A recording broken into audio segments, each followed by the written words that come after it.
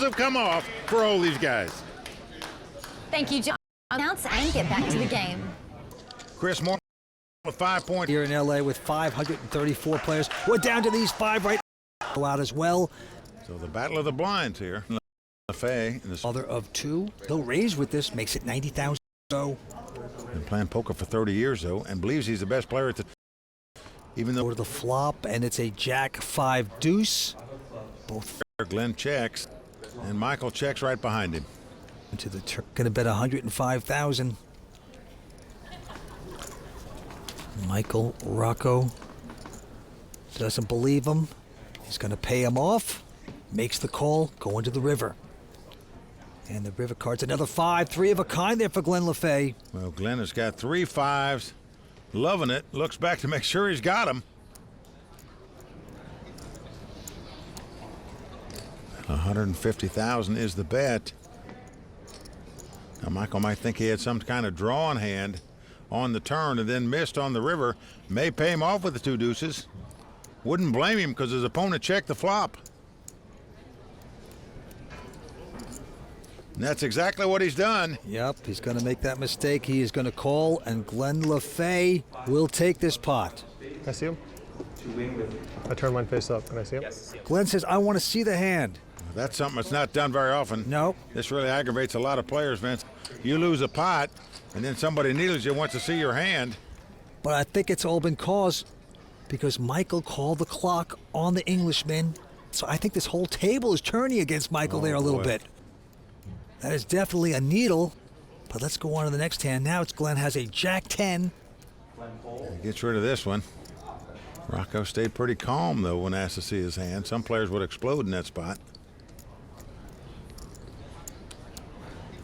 Now he's calling with an 8-5 of diamonds. He's splashing around now. Chris going out.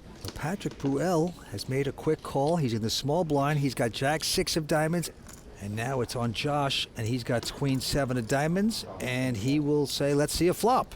All 3 players have diamonds. Here comes the flop. Incredibly, 2 diamonds come on the flop. You got to be kidding.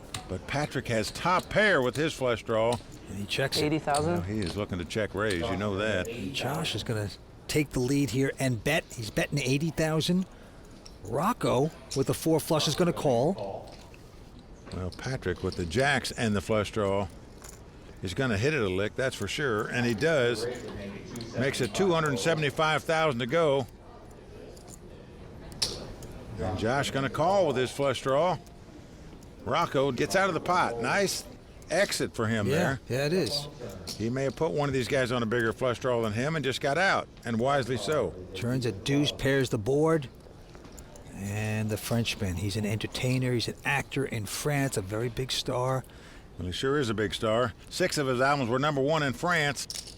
He's betting 575. Josh opts to get rid of this flush draw. Show the bluff. Show the bluff. Guilty on TV. Merci beaucoup. There you go. Vive la France. Well, the Frenchman taking a nice pot, and as you can see, Josh Neufeld looking very disappointed. And right now, he is the short stack at the table.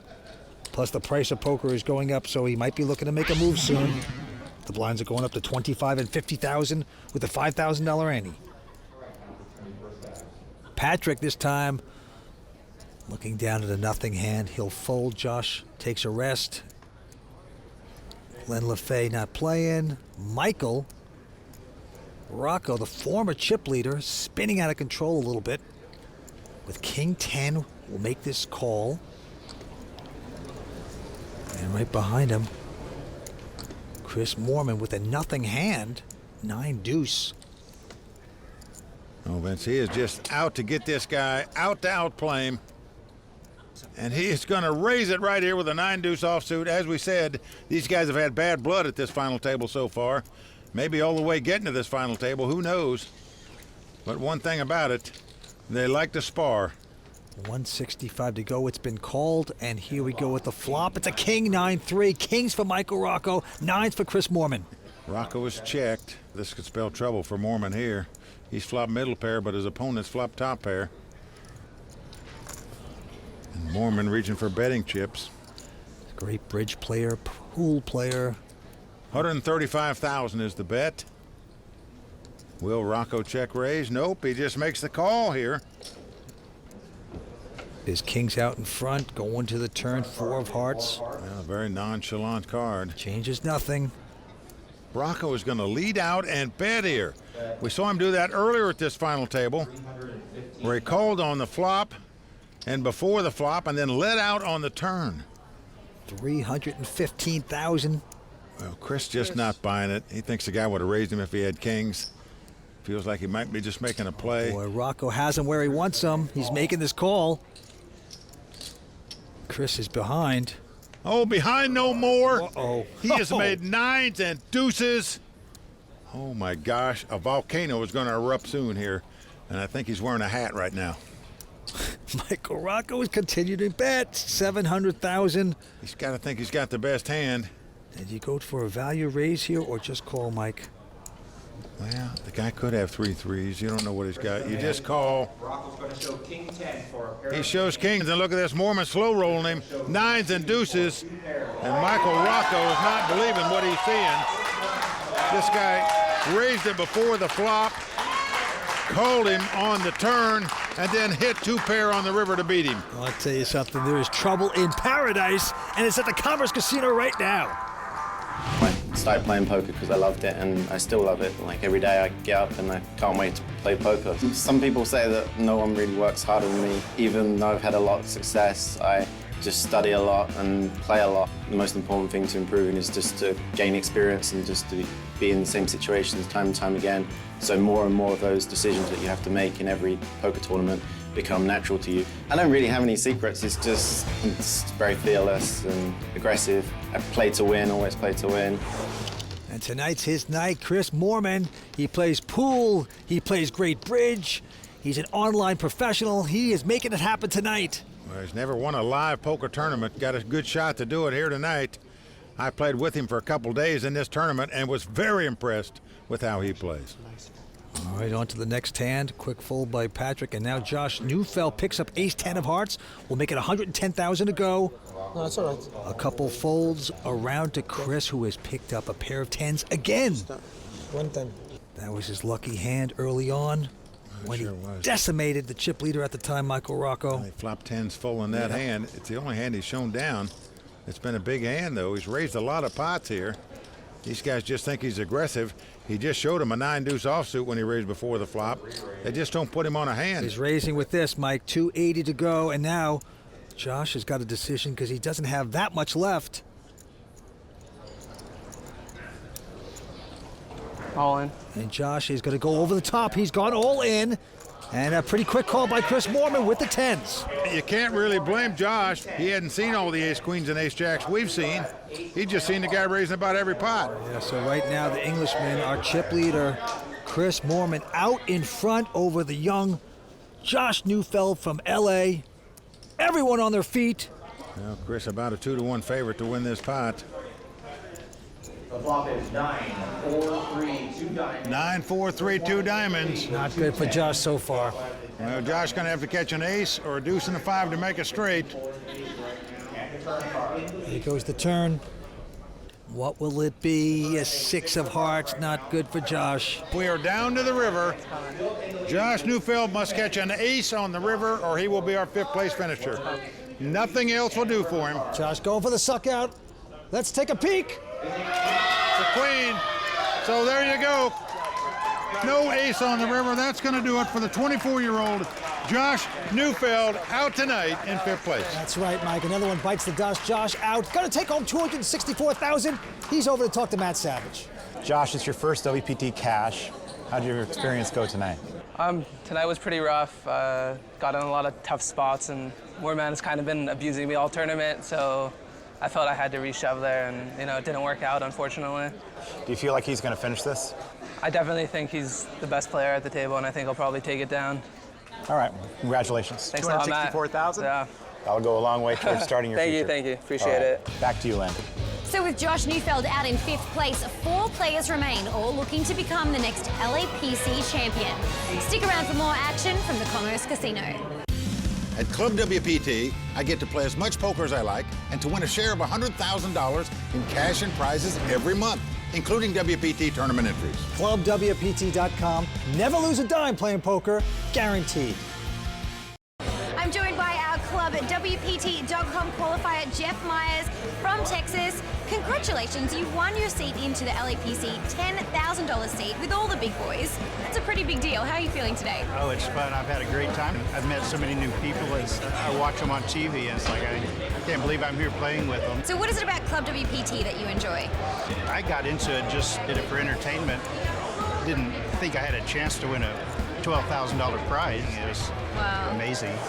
If you at home would like a chance to win a seat to a WPT main event just like Jeff Myers, then you should check out club@WPT.com. You'll be glad you did. Action is ready to resume, so let's get back to the game. Chris Moorman out in front with about 8.3 million. Michael Rocco in second place.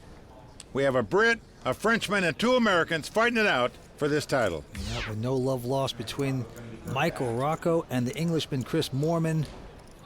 Ever since Rocco put the clock on him, they have been bitter rivals. But let's go down to the felt. Michael Rocco just calling with Queen Nine of Diamonds. Moorman going out here. Patrick Bruell in the small blind. Cost him a half a bet to call. He does so with the king high.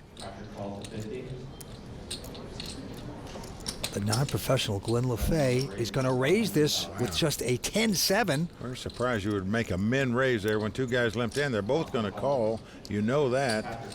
If you make a larger raise, they may get out, or you may displace 1 player, but I think you should take a free flop or make a larger raise here. Let's see what happens. Well, flop comes Queen Jack 4 with 2 clubs. Rocco hitting queens. Patrick checks. Lafay going to continue. Bets 175,000 here. He caught none of that flop. Michael, of course, with top pair. Just slowly going to call it. Patrick out. Glenn Lafay is a investment fund manager. Deuce comes off on the turn. And he's going to slow down now. He's going to check. Michael going to check as well. Well, Michael just didn't want to get check raised here.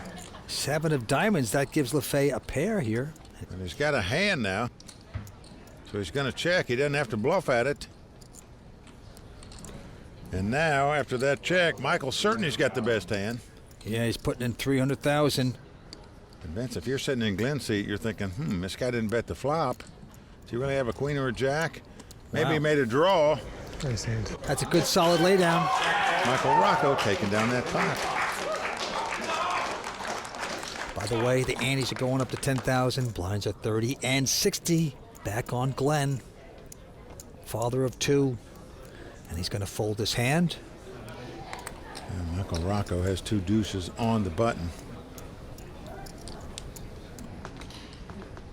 Getting out raising chips. Yes, he's going to make it 160 to go. And let's take a look at Chris. Has got queens. Unbelievable. Beautiful hand. I think he's raised this guy just about every time he's come in a pot. Sometimes he has a hand, sometimes he doesn't. This time he does. And he's going to make it 420,000 to go. Patrick frustrated. Can't get in cheap with his ace-3 of clubs. Folds the hand. So back on Michael Rocco. Former chip leader. He's going to call. He's investing. He hopes to get lucky. Here we are. Most of the chips Rocco's lost have been to Moorman. Good flop for Chris Moorman with the overpair, but he's going to check it. And Rocco checks right behind him. Didn't want to fall into any traps, which he would have. Now a 9 comes off. Now Chris is going to reach for chips. He'd like to have his old rival really pay him off. And right now he's betting 455. He's got to be feeling pretty good, but no more, because look at this Michael Rocco making a play, going to 1.5 million. Incredible. Well, Chris Moorman, who 3-bet before the flop and then checked on the flop of 10 high, which was a little strange. Now he's going to make the call here. Yeah, good solid call. Huge pot going to the river. It's an ace of hearts. Well, neither player going to like to see that card.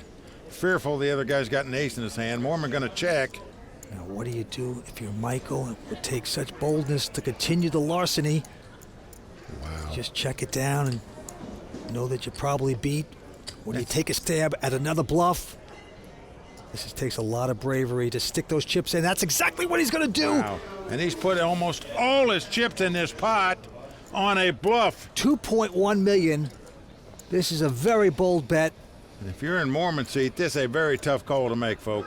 You're fearful your opponent's made something like ace-9, where he's got aces up now. It would be the call of the year, but so difficult to make.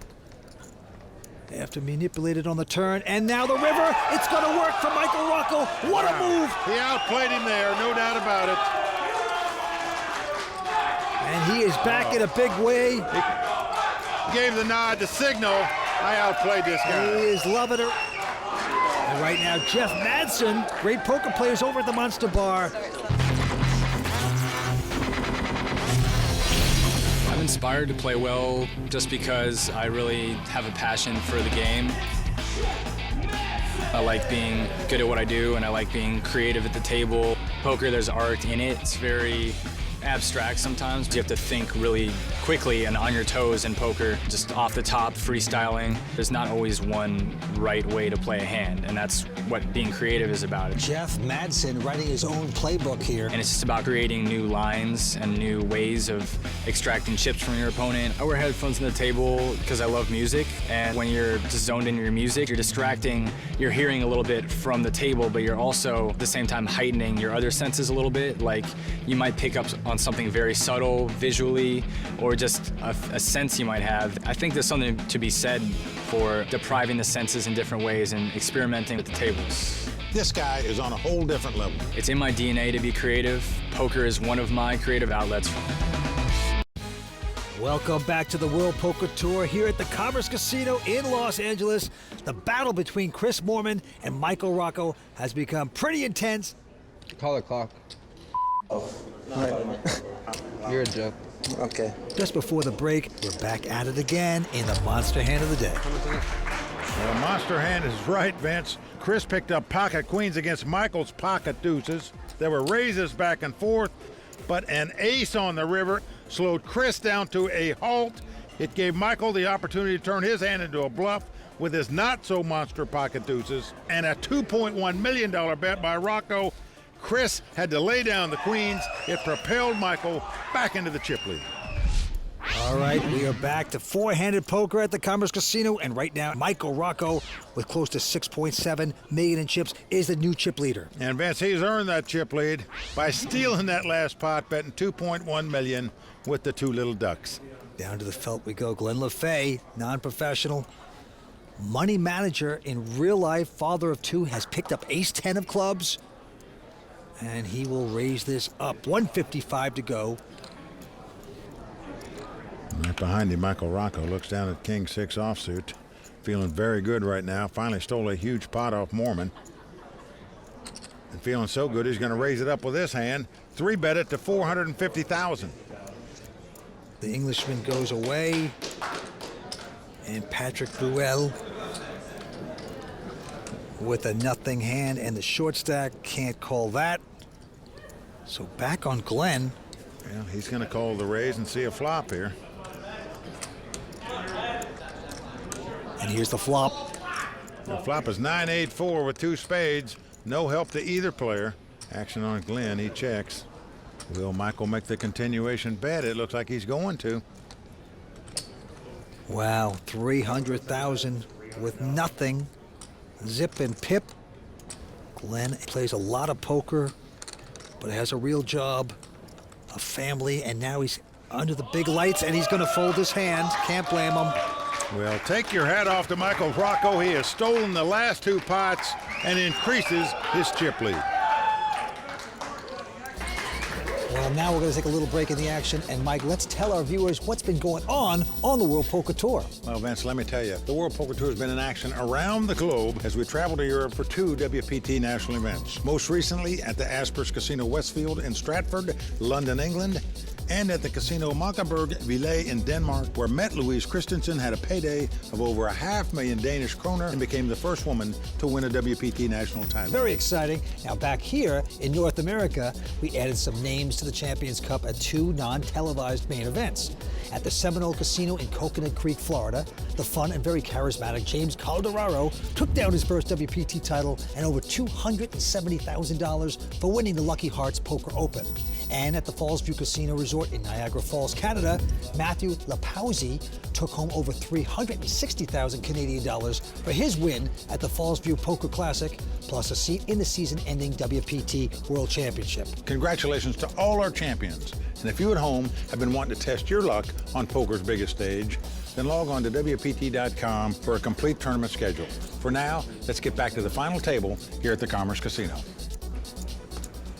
Oh, it's cutthroat battle going on here tonight in Los Angeles, and there is our chip leader, Michael Rocco. He's back in front.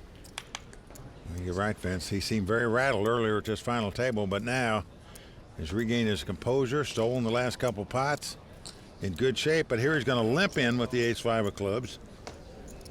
And behind him, his old friend Chris with a king-jack.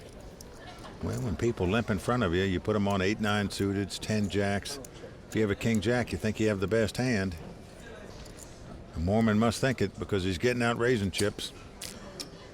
And he makes it $180,000 to go.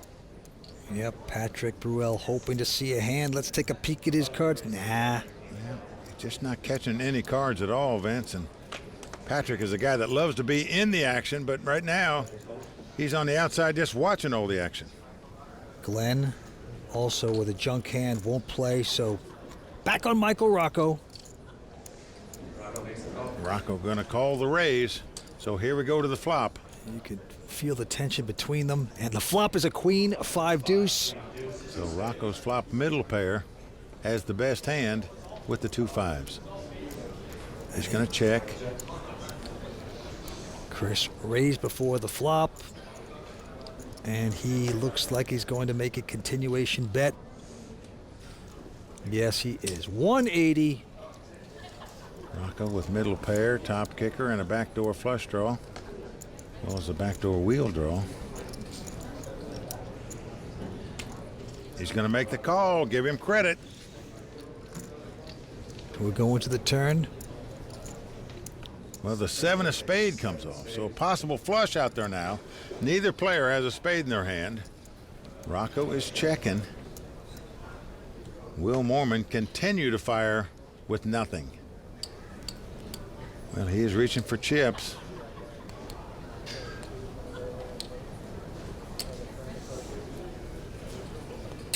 Yep, he's going to bet $440,000 with nothing. Well, it's getting tougher and tougher to call with 2 5s. I can tell you that. You have to put your opponent on a complete steal to call here. And Rocco just doesn't want to give him any more chips with this marginal hand. He gets rid of it, but give Mormon credit. He fired a couple shells with nothing there, took down that pot. And Vince, that's 3 or 4 hands in a row that players at this table have won with the worst hands by betting. They're playing with nothing but guts. More from the World Poker Tour coming up next. Season 12 of the World Poker Tour is brought to you by ClubWPT.com, where VIP members can win their share of $100,000 in cash and prizes every month. ClubWPT.com. Never lose a dime playing poker, guaranteed. Welcome back to Los Angeles and the Commerce Casino. That is right, the largest poker room in the world. And earlier this week, Brittany and Danielle got a chance to play with some of the locals in a sit-and-go, and they had a great time. But you know, Vince, the Commerce has more than just poker. They've got all sorts of table games. Definitely something for everyone. That's right. However, right now, we have big money on the line, so let's check the chip counts and get back down to the table. Michael Rocco out in front with $7 million. Chris Mormon with $6 million.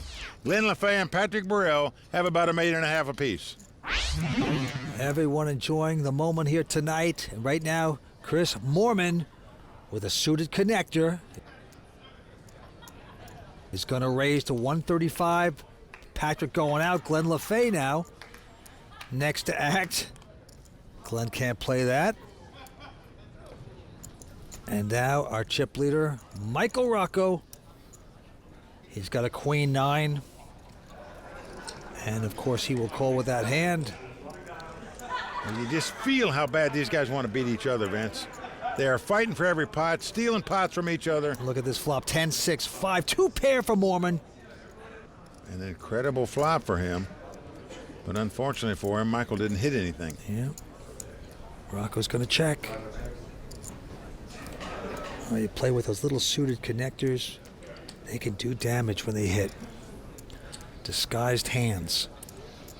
And he will bet this 140 back on Michael Rocco, the 24-year-old who's played incredibly aggressively tonight. And what is he up to? Oh, no. Oh, wow. No. He's going to repop. He is check raised with nothing here, Vince. 925,000. This is not going to be the time to make a move when his opponent has flopped 2 pair. Chris Mormon. Vince, with a possible straight and possible flush draw out there, I would just raise right back right now if I was Mormon. But I'm not Mormon. He just calls.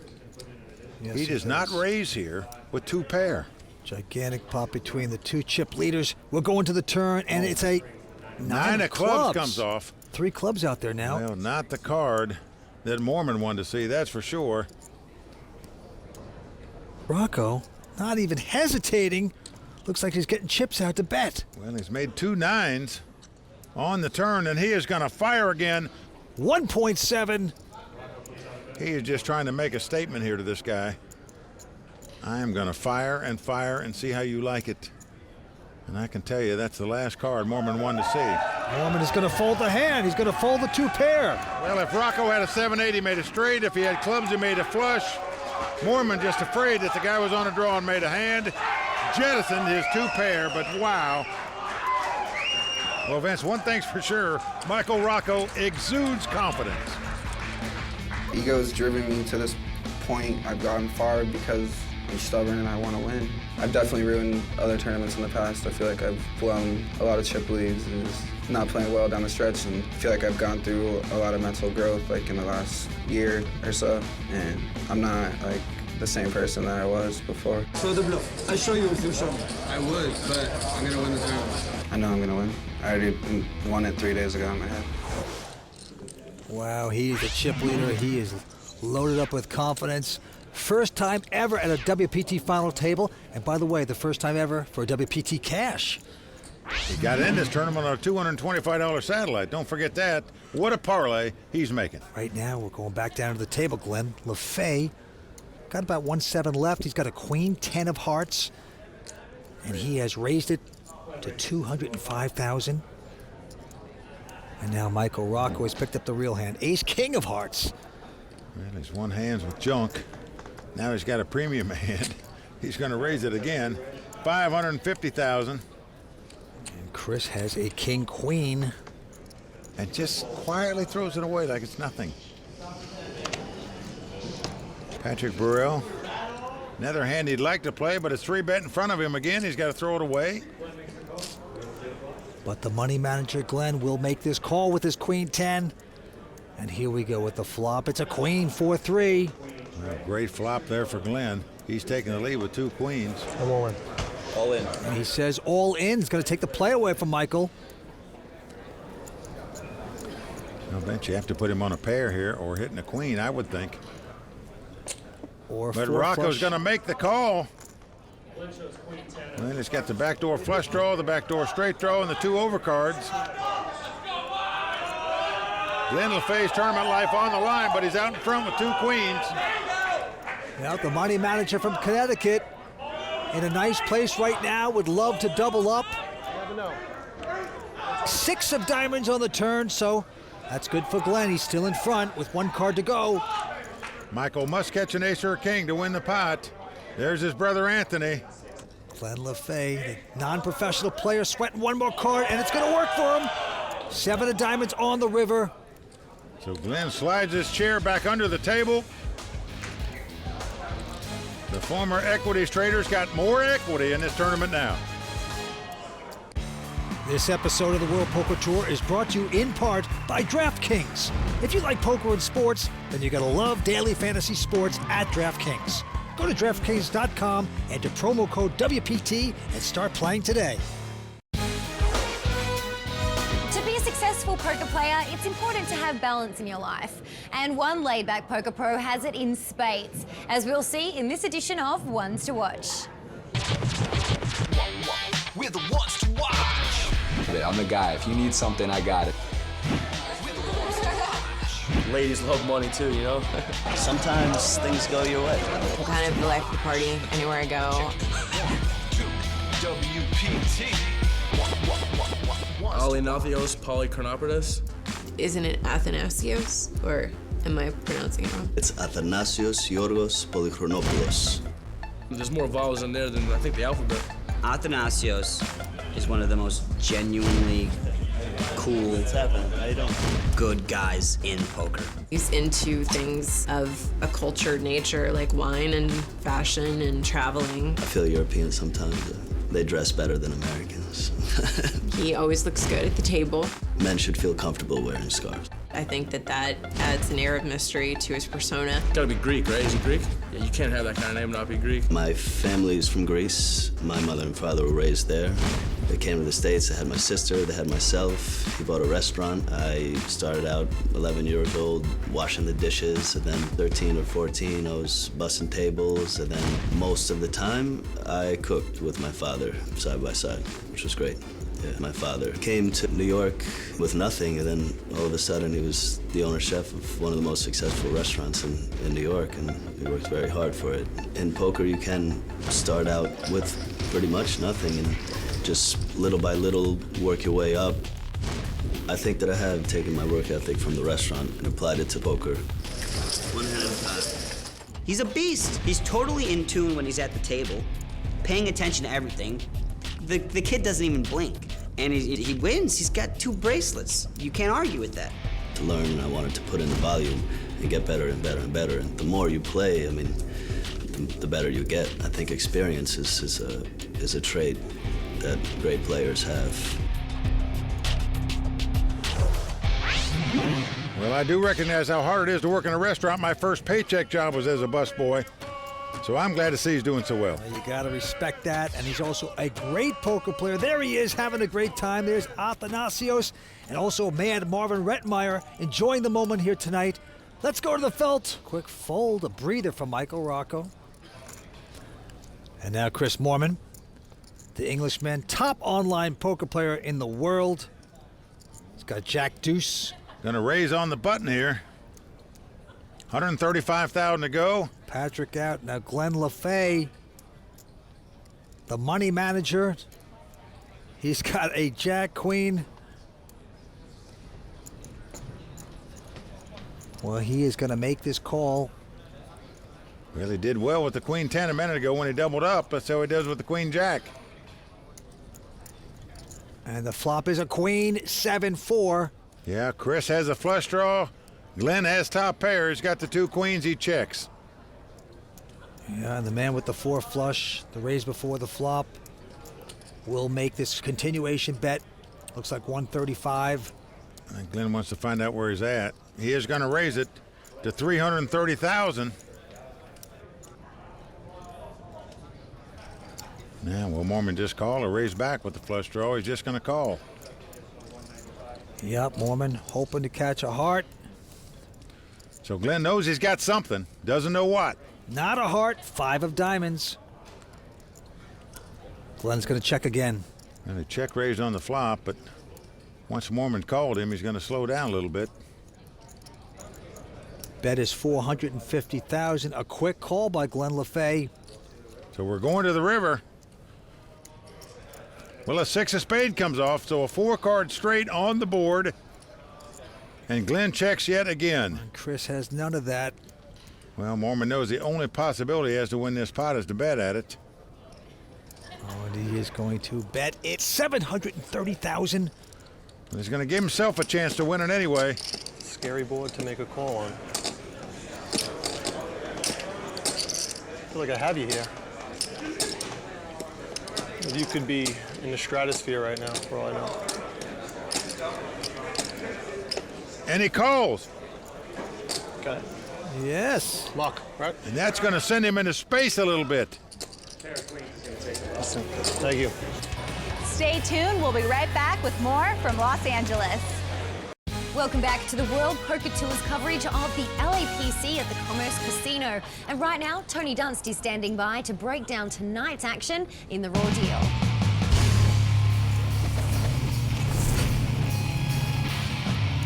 Once we've decided to commit serious chips on a bluff, the next thing we need to decide is our bet sizing. In order to determine the best size to bet, you need to conflate how much the hand you're representing would bet with how much you think your opponent can call. So should Chris Moorman regret the bluff he made against Glenn Lafay, or just his bet sizing? Let's break it down. Our pre-flop action is pretty black and white. Chris raises Jack-2 suited on the button, and Glenn calls Queen-Jack offsuit in the big blind. The Queen 7-4 2 hearts flop gives both players something to work with, and when Glenn checks, Chris bets $135,000 with his flush draw. Glenn takes an unusual line here and check raises to $330,000. Generally, flop check raises polarize people's range between strong hands and drawing hands, but Glenn actually has a medium strength hand here that he's trying to get more value with. Chris makes the call with his flush draw, which misses on the 5 of diamonds turn. I like that Glenn checks because it controls the size of the pot and gives Chris an opportunity to bluff with his draws. And once Chris decides to bet and gets called, he's already thinking ahead about what rivers he's going to bet and how much he's going to bet on them. But what I was wondering during the hand was whether Chris should have bet bigger on the turn with the intention of shoving the river. Sure, it's an ambitious play to make, but with Patrick Bruell on a short stack and a sizable pay jump between 3rd and 4th, it might actually convince Glenn to fold some hands he'd otherwise call. The river is the 6 of spades, putting 4 to a straight out there. When Glenn checks, it's very natural for Chris to bet. His jack-high can never win at showdown, and there are numerous hands in his range that completed the straight. The real decision now is the sizing. If Chris believes that Glenn's flop check raise means he's polarized between strong and weak hands, then I like his smaller bet. But if Chris had any inkling that Glenn could check raise medium strength hands, then I think he should have bet bigger on the turn and followed through with a shove on the river. The river bet is essentially a go big or go home situation. Okay. So Chris, it looks like you may be going home. All the way to whichever funny talking country you come from. G'day, mate. Michael Rocco is the chip leader with about 6.1 million in chips. Ben Lafay in second place with $5 million. Chris Moorman in third place with 3.5, and in fourth place right now, the Frenchman Patrick Bruell with 1.2 million. And the blinds are going up to 40 and 80,000. And the action's on the Frenchman Patrick, and he looks down at a little pair of 4s. How much is it? 80. And he is just going to call with the 4s, hoping to get lucky. Now, Glenn out. Michael not playing, and the Englishman Chris Moorman has picked up ace-king. A monster hand by Chris. Oh, and he's going to raise it to 280, and all in by Patrick. Now the money's in, insta call, of course, by Chris. Well, we've got the race situation. Patrick Bruell with the pair, Moorman with the overcards. Patrick must win this pot to stay alive in this tournament. That is right. Patrick smiling, the crowd on its feet. Big moment for the Frenchman. Will the singer stay in tune and stay alive? Let's see. Here come the first 3 cards. And it's a Jack 9-3. That is good for Patrick. The 2-4 still out in front. Nothing hitting for Chris on that flop. Patrick loves poker, loves the competition. A 4 comes off. Patrick jumps up. Spades. Oh, no. Please. But no, he says. He realizes the opponent has a flush draw. Must be a spade that's not the Jack or 3 of spades. But Moorman still has outs to win the pot. For a brief instant, Patrick thought this hand was over, where he doubled up. Not the case just yet. Jack of spades is good. Can Patrick make it happen? Yes, he does. There's a 5 of hearts hit on the river. No help for Chris. Patrick Bruell gonna take this pot. Stay alive. Patrick Bruell doubles up. We still have 4 left. Oh, and look, Vince, he's now leading the crowd in song. He is having a great time. He's a great entertainer. He's back in action. 4 players battle for that over $1 million first place prize. What a phenomenal tournament. That's all we have time for this evening, so please join us next time for the epic conclusion of the LA Poker Classic, where dreams will be made and a champion will be born. For Mike Sexton, Vince Van Patten, Tony Dunst, the Royal Flush Girls, Matt Savage, and everyone at the World Poker Tour, I'm Lynn Gilmartin. See you next time on the WPT. I don't understand what this is for. The World Poker Tour is brought to you by ClubWPT.com. Never lose a dime playing poker. Guaranteed.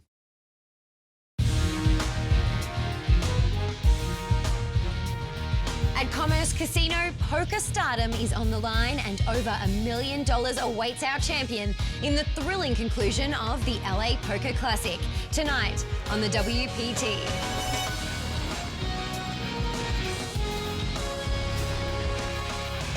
Well, the crowd all standing. He is circling the drain. They are going bare knuckles in the center of the ring. He needs the extreme miracle.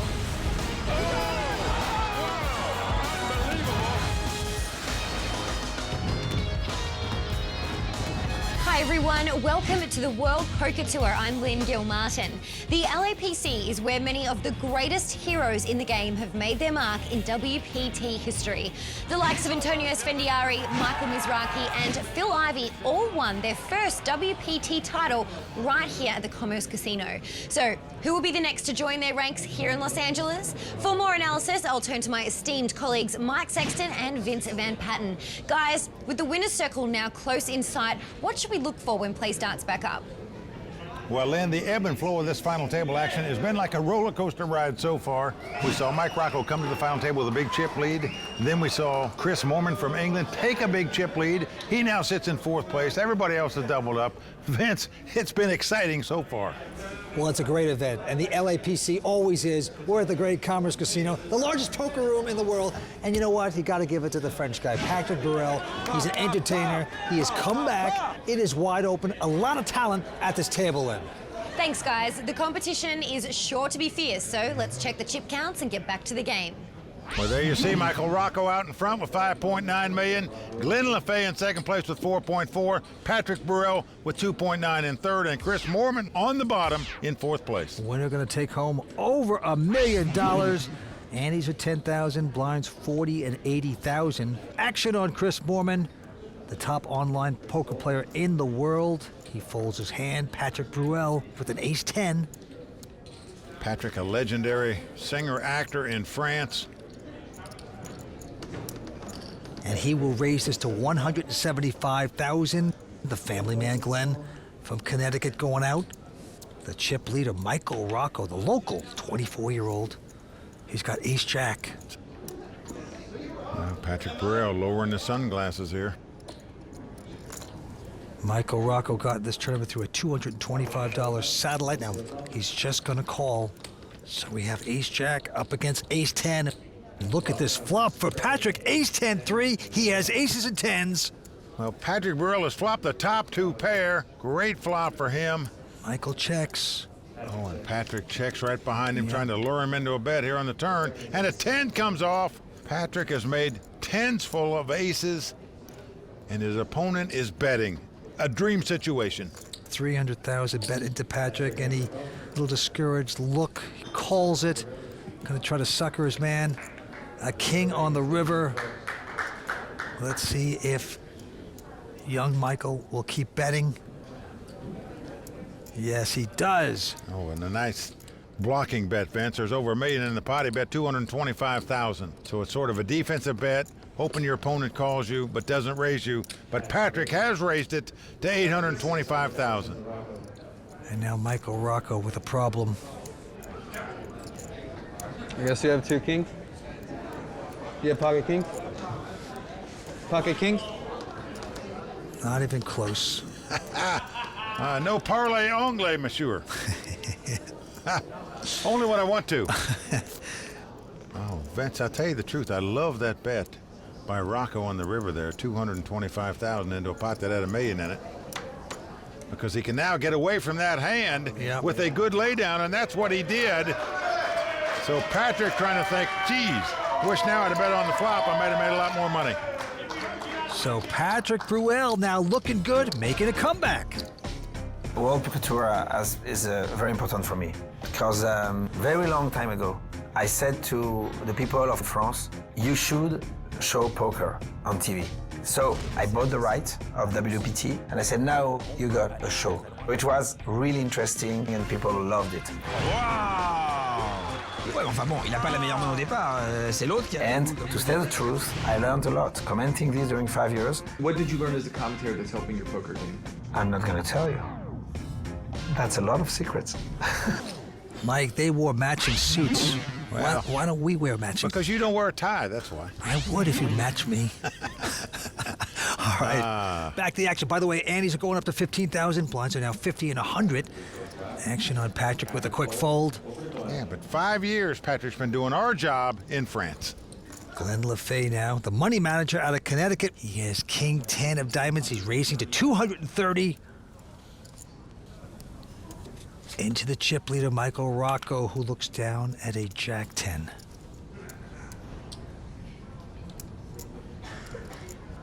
Wow, look at this, Vince. He is going to 3-bet here with the Jack 10 out of the small blind. Re-raise. Chris going out, so back on Lafay. Father of 2. A non-professional player is going to make this call. So King 10 versus Jack 10, big pot happening here, and it's a Jack 3 deuce. Jack's for Rocco. Well, essentially the only card Rocco could hit to take the lead, and does so. Well, he'll bet 175. Glenn is going to make the call here with no hand and no draw. Yeah, he's going to splash around here, hoping to get lucky, and he does get lucky. A king hits, he hits kings. That is incredible. How did he know? Well, he was floating to try to take the pot away on a later street, and now he might be able to do it with the best hand. Doesn't have to bluff his way. Rocco bets 250.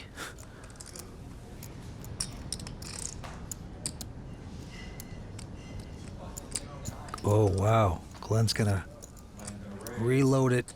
875 to go. Well, Rocco must think he's making a move here because he's making this call with just 2 jacks. Yeah, he's going deep. Now, you haven't seen Lafay bluff, so why would you think this guy's bluffing here? Down to the river card. It's a 4 of hearts. Well, 3 hearts on the board, possible straight, possible flush. Michael Rocco gonna check. I'm all in. Wow, Glenn has gone all in here with just 2 kings. A giant bet. What do you think I should do?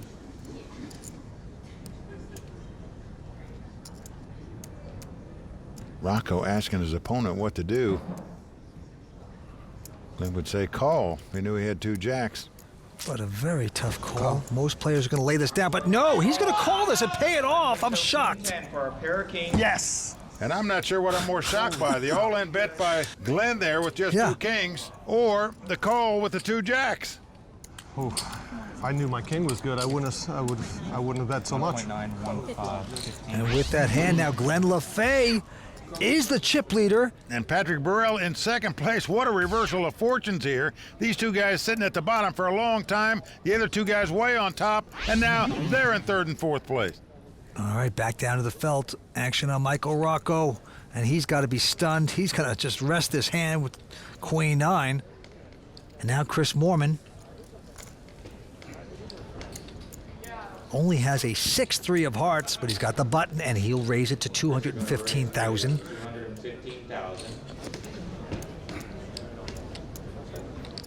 Patrick Bruell with an ace-8 makes this call. Glenn going to take a rest. After that huge last pot he won.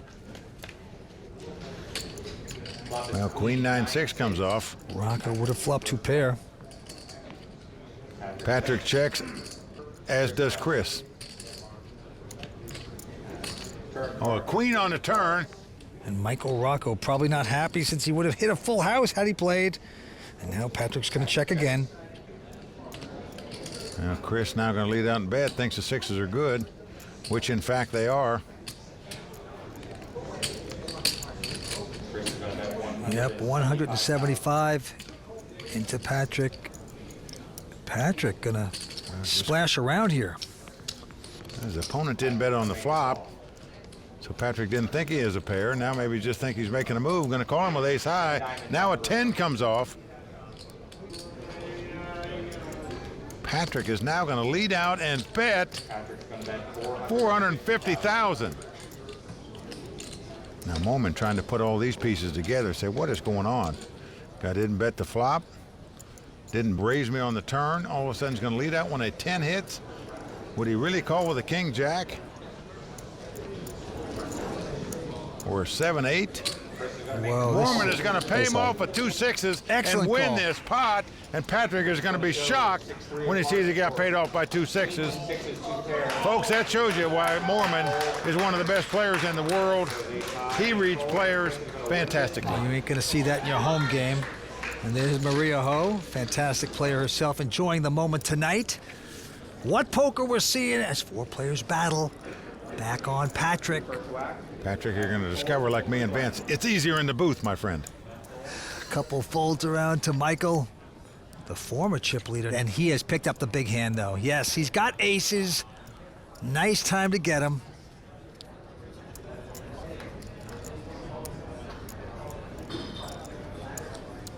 He is limping in the small blind, knowing every time he's done that, Moorman has raised him so far tonight, but not this time. This time, Moorman says, let's have a flop. Moorman's got a terrible hand, 10-3. And the flop is a king 3 deuce, so Chris gets a piece of that. Well, action's on Rocco. He's going to lead out with the 2 aces. He bets 115,000. But Chris Moorman just not buying. He's got a king in his hand because he didn't raise before the flop. Never would put him on 2 aces or a pair because he didn't raise either. He makes a 265 to go with the 2 3s. And now Rocco in a good place. He is going to raise this up to 450,000. This is the battle these guys have been waiting for. Well, all that limping in that Rocco did earlier at this final table might pay off for him right here. There's Chris Moorman. Oh, he's going to set him all in. Yes. And Rocco is going to call. So Rocco could easily double up here. He's got 2 aces. He's up against 2 3s. Well, Rocco played it brilliantly. Played it slow. It's paid off in a huge way. He's well out in front. Vince, as they say in England sometimes, they get in a pissing contest. That's what happened there, I think, with Moorman. Here comes the turn card. It's an 8 of spades. So that doesn't help Chris Moorman. Now, Chris Moorman needs a 3 or a 10 to win this pot. This would be a horrible beat for Michael Rocco to go out with 2 aces. All he's got to do is dodge a 10 or a 3 to double up. And here is the magical river card. It's a 4 of diamonds. Well, just like that, Rocco comes out of the cellar from 4th place and bolts into a strong 2nd chip position. The Englishman has to pay him off. The bitter rivalry continues, but this time the edge going to Michael Rocco. Back in big contention, the 24-year-old, first time ever at a final table. We have 4 players going after this championship. Stay with us here on the World Poker Tour.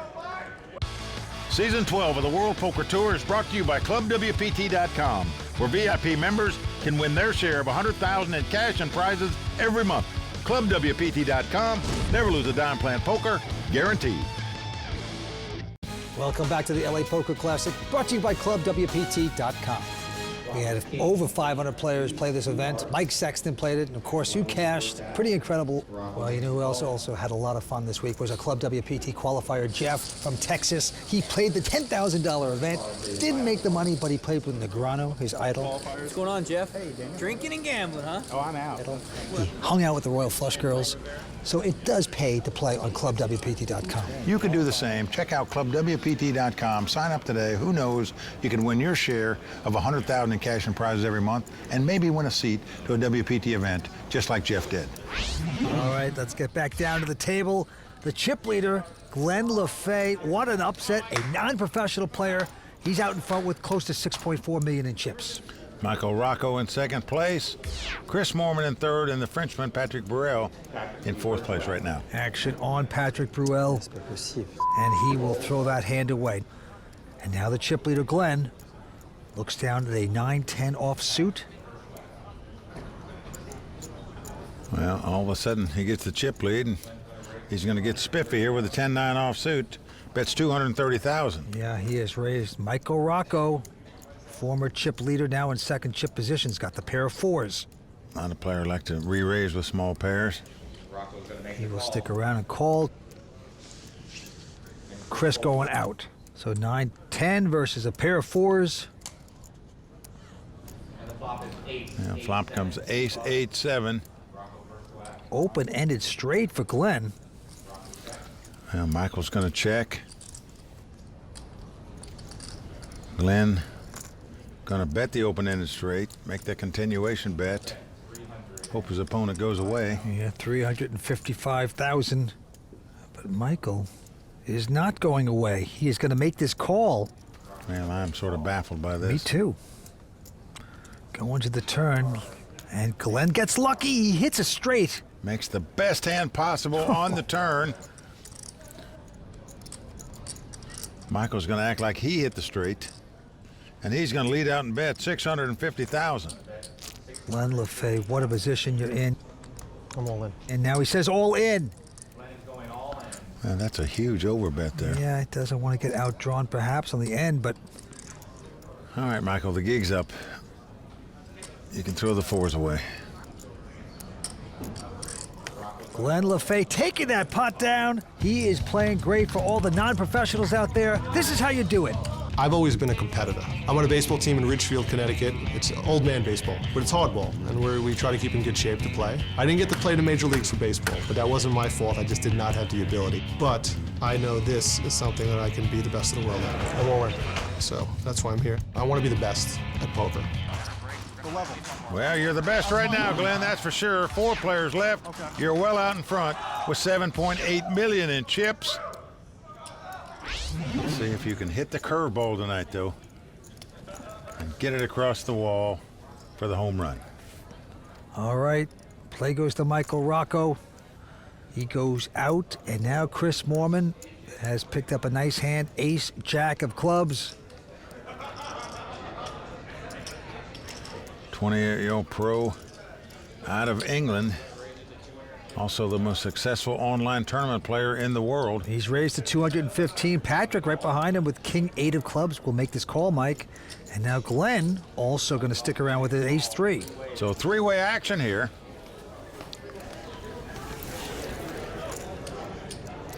And flop comes jack 8 deuce. Patrick's got middle pair. He's going to check. And Glenn also checking. But Chris hit top pair with the ace kicker. And he's going to bet.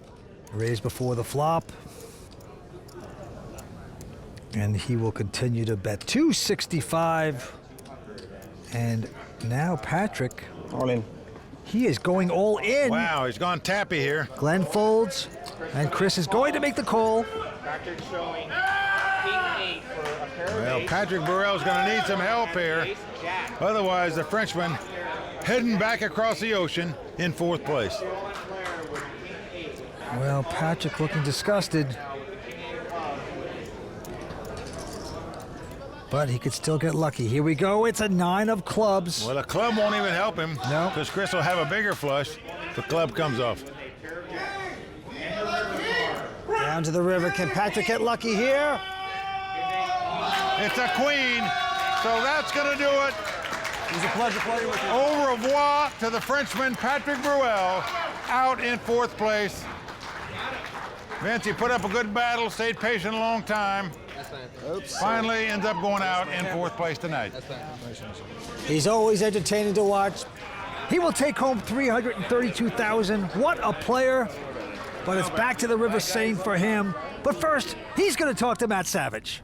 Patrick, a great event here for you. I mean, you had to have a great week. Yeah, it's fantastic. It was really a fantastic experience. A bit disappointed because I didn't play my best poker. I think I played much better yesterday and the day before. And today, maybe because of pressure of the final, maybe the camera, maybe everything, maybe, I don't know. But I'm not very happy with myself. I didn't have the situations and the cards. What a fantastic return to poker by Patrick Bruell, who's out in 4th place. Don't go anywhere. There's more coverage of the LA Poker Classic right after this. This episode of the World Poker Tour is brought to you in part by DraftKings. If you like poker and sports, then you're going to love daily fantasy sports at DraftKings. Go to DraftKings.com, enter promo code WPT, and start playing today. Hi, welcome back to the WPT. Tonight we're still here in the Commerce Casino with Vince, and it's really something tonight, huh? Well, Patrick, you know, it's a great event. We always have fun at the LAPC, and tonight is no exception. Monsieur, s'il vous plaît. I mean, you don't win the million, and now you try to steal my job here. But we are not in France? Oh, I'm sorry. Patrick, congratulations. Thank you. You tried your best. You had no cards tonight. What can you do? Be proud of your performance, my friend. Thank you very much, okay. Mike. Thank you. Yeah, that is a big effort by Patrick Bruell. So 3 left. Glenn Lafay out in front. Nearly $8 million in chips. 2nd place, Chris Moorman with $5.7 million. Michael Rocco in 3rd place with $2.2. And right now the antes are going up to 20,000. Blind 60 and 120. And the money manager, Glenn Lafay, well out in front. He's got a pair of deuces this time. Originally from Long Island, now living in Connecticut. He's going to raise with it. Goes to 250. Rocco going out, and Moorman picking up 2 kings. These are the 2 chip leaders. You just feel certain Chris is going to raise with kings here. Why wouldn't you? What a great time to get a gigantic pair. And he will raise, of course, to 620 against the chip leader. That is Glenn. Well, Glenn going to make the call. You always like to see flops with small pairs and hope you flop a set. And when you have a small pair, you hope your opponent's got a big pair just like he does. And wow, a deuce comes on the flop. 3 deuces for Glenn Lafay. This could be adios for Chris Moorman. No way he's going to get away from 2 kings here with this kind of flop. 9-7 deuce rainbow. What a flop for Glenn. And he's got his man betting into him. Well, Chris bets $515,000. Good poker face by the family man from Connecticut. A raise. Trying to hide his excitement, and he says raise. And right now he is praying that Moorman has a big pair so he can get all his chips. 800,000 more. Well, let's see how Moorman's going to play the kings. Most guys would just ship him in right now. But Moorman is not most guys. He just calls. Yep. So we are going to the turn, but Chris Moorman in dire straits here, up against the chip leader. And a queen comes off. Now Chris is going to check. Check. Wow. Glenn checks right behind him here. Okay. And now the board pairs queens. Well, Moorman is going to bet the kings. And my guess is he's going to get raised for all his chips.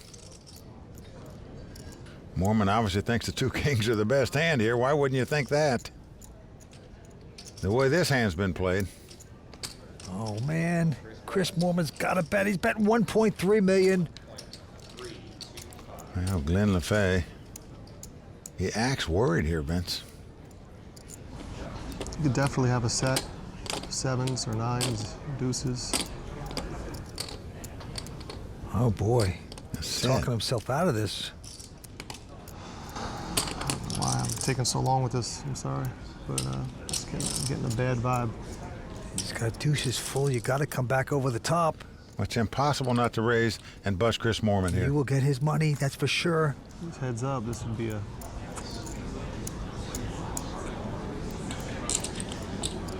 You show?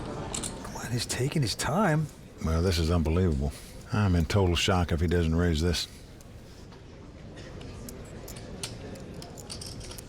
Oh, no. He just called. Oh, no. Chris turns up the kings like he's going to win the pot. He can't believe that the man has a full house and didn't raise it. Major mistake there by our chip leader, Glenn. Well, if he doesn't win this tournament, Vince, he'll look back at this hand right here and say, you know, I had a chance to bust him on that hand, and I didn't do it. Shame on me. If it's heads up, it's a different story. You're out, then. It's heads up. Well, Glenn's a baseball player, I know that, but in my mind, he made a big error on that play.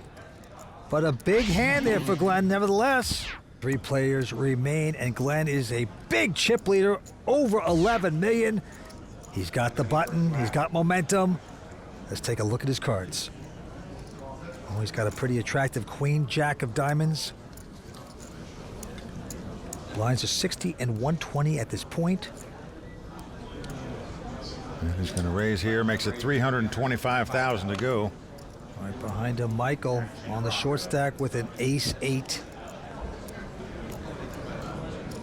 All in. He's going all in with the ace-8.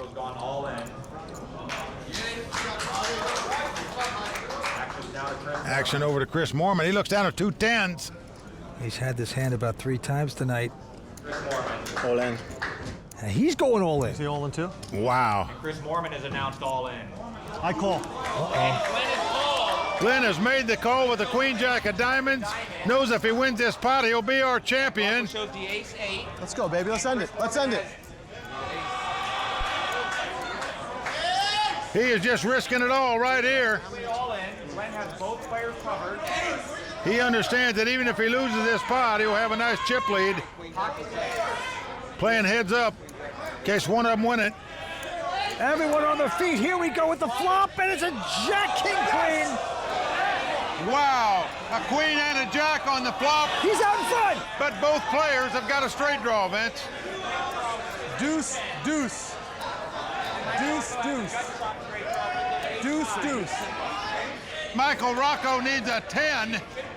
Wow, stunning development here. It was a Picasso flop, all paint. Glenn's out in front though, Mike. Glenn can win this tournament. Here we go. The turn card is a 3. A 3. Now, because Chris Moorman started this hand with more chips than Michael Rocco, he will finish in second place if Glenn wins. That's a big if. Glenn has still got to sweat cards. We're going down to the river. Well, the the most exciting hand we've seen this year. Unbelievable.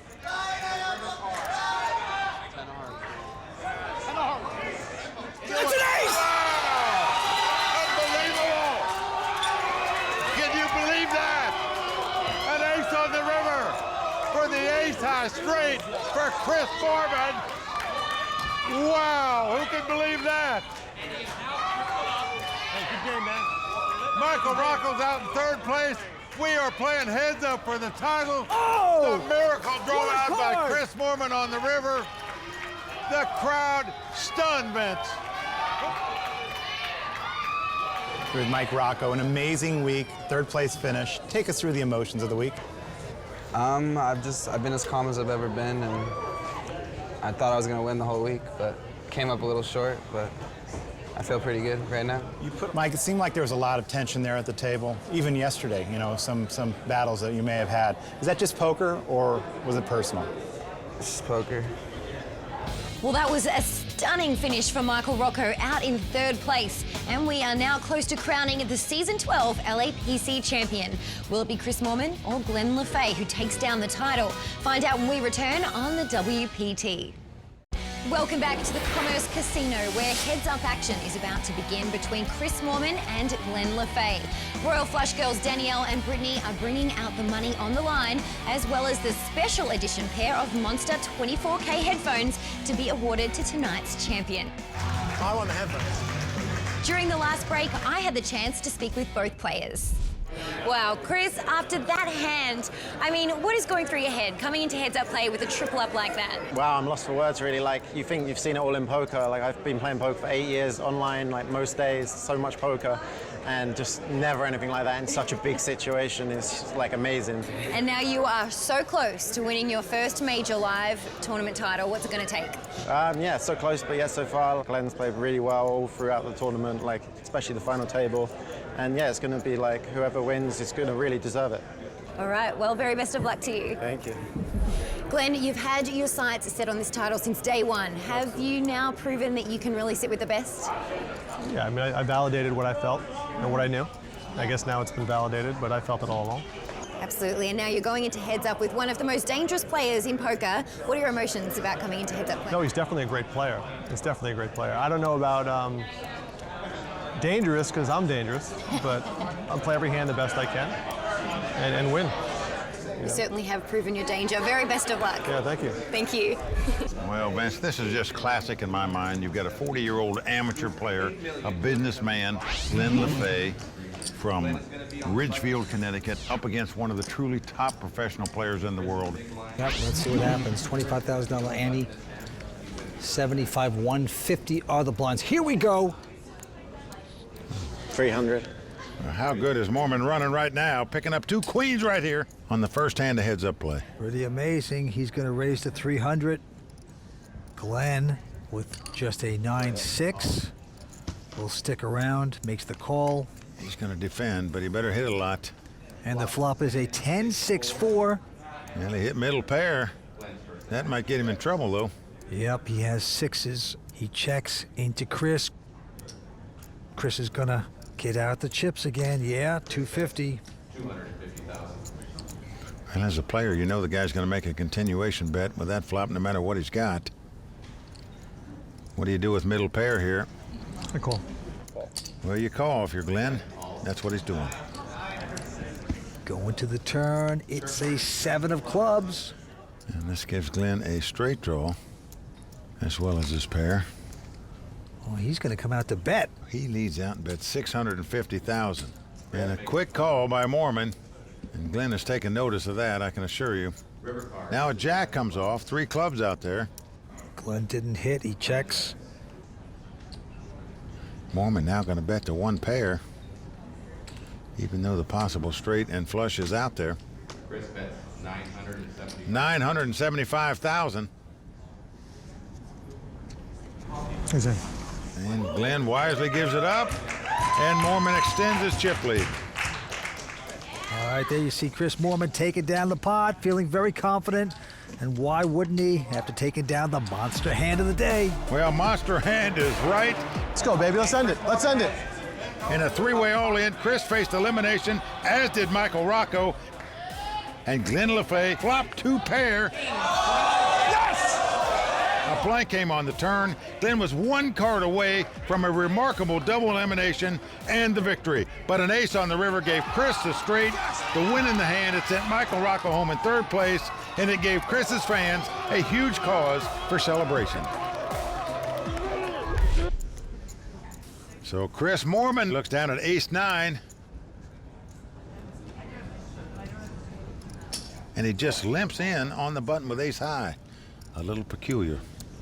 Glenn Lafay, though, with a king-jack, says, if you're limping, I'm going to raise. He's moved it up to $600,000 to go. And Chris just calls. Does not raise with the ace-high. Unorthodox, and the flop is a king, 8-5, so kings for Glenn. Well, Glenn is loving this. He is flop top pair here. And he is going to bet $450,000. Nothing hitting there for Chris, but wow. He's I sticking understand. around. Well, you don't raise before the flop with the ace-high, and now you just get stubborn and want to keep playing. 6 of hearts on the turn. Well, again, Glenn bets, this time 1.1 million. Now, Chris does have a gut shot straight draw. And the ace. Wow, he is making this call. So he is doing some gambling right now. Yup, going into deep investment here. River card of 4, not gonna help Chris.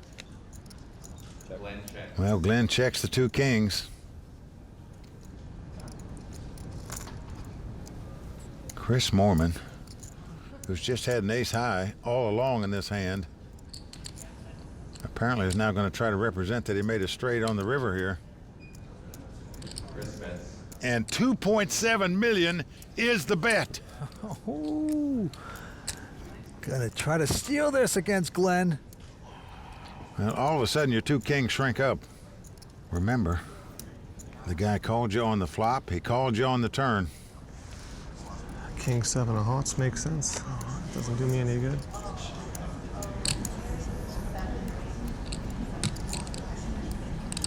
Should I take another stab at it after the last time I called it? Glenn in a quandary right now. What to do? You got top pair, nice hand, but the pressure's too much. He's gonna fold the hand. Well, that was a nice size bet on the river. That bet size is what drove Glenn out of that pot. I've definitely put in some hours at the cash tables here. I've had a few times where I played 40, 45 hours. The Commerce Casino, it's one of a kind. You know, there's so many poker tables. It's basically the biggest card room in the world, and there's just something about this place that makes you want to play poker.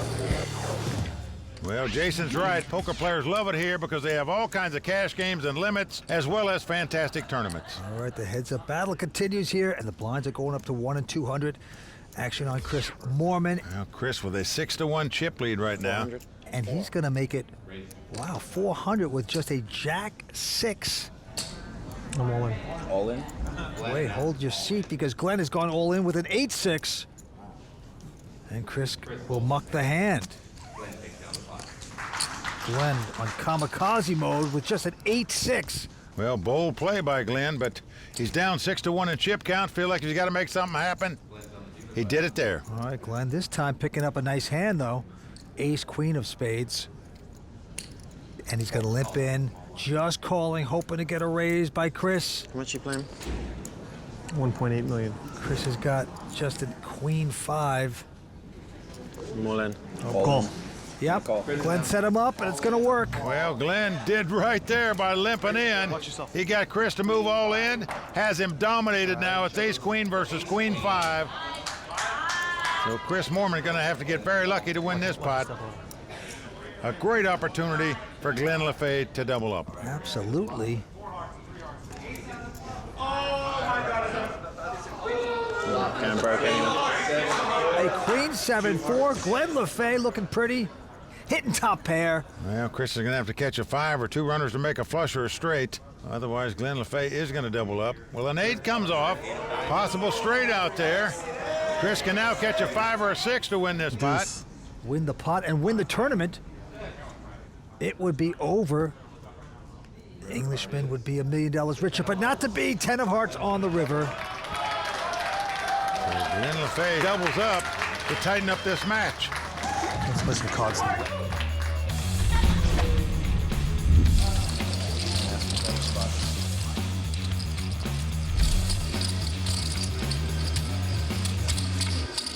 only looked at one card.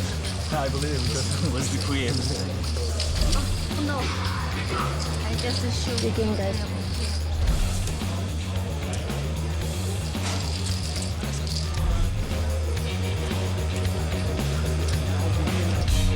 Club WPT is the only place where you can play as much poker as you'd like to win a share of $100,000 in cash and prizes every month without the downside risk. ClubWPT.com, never lose a dime playing poker, guaranteed. Welcome back to the World Poker Tour. We're in Los Angeles for the LA Poker Classic. Heads-up battle is continuing. Chris Moorman out in front with about 11.5 million. Glenn Lafay with about 4.5. Let's go to the felt Glenn now with just a 4-5.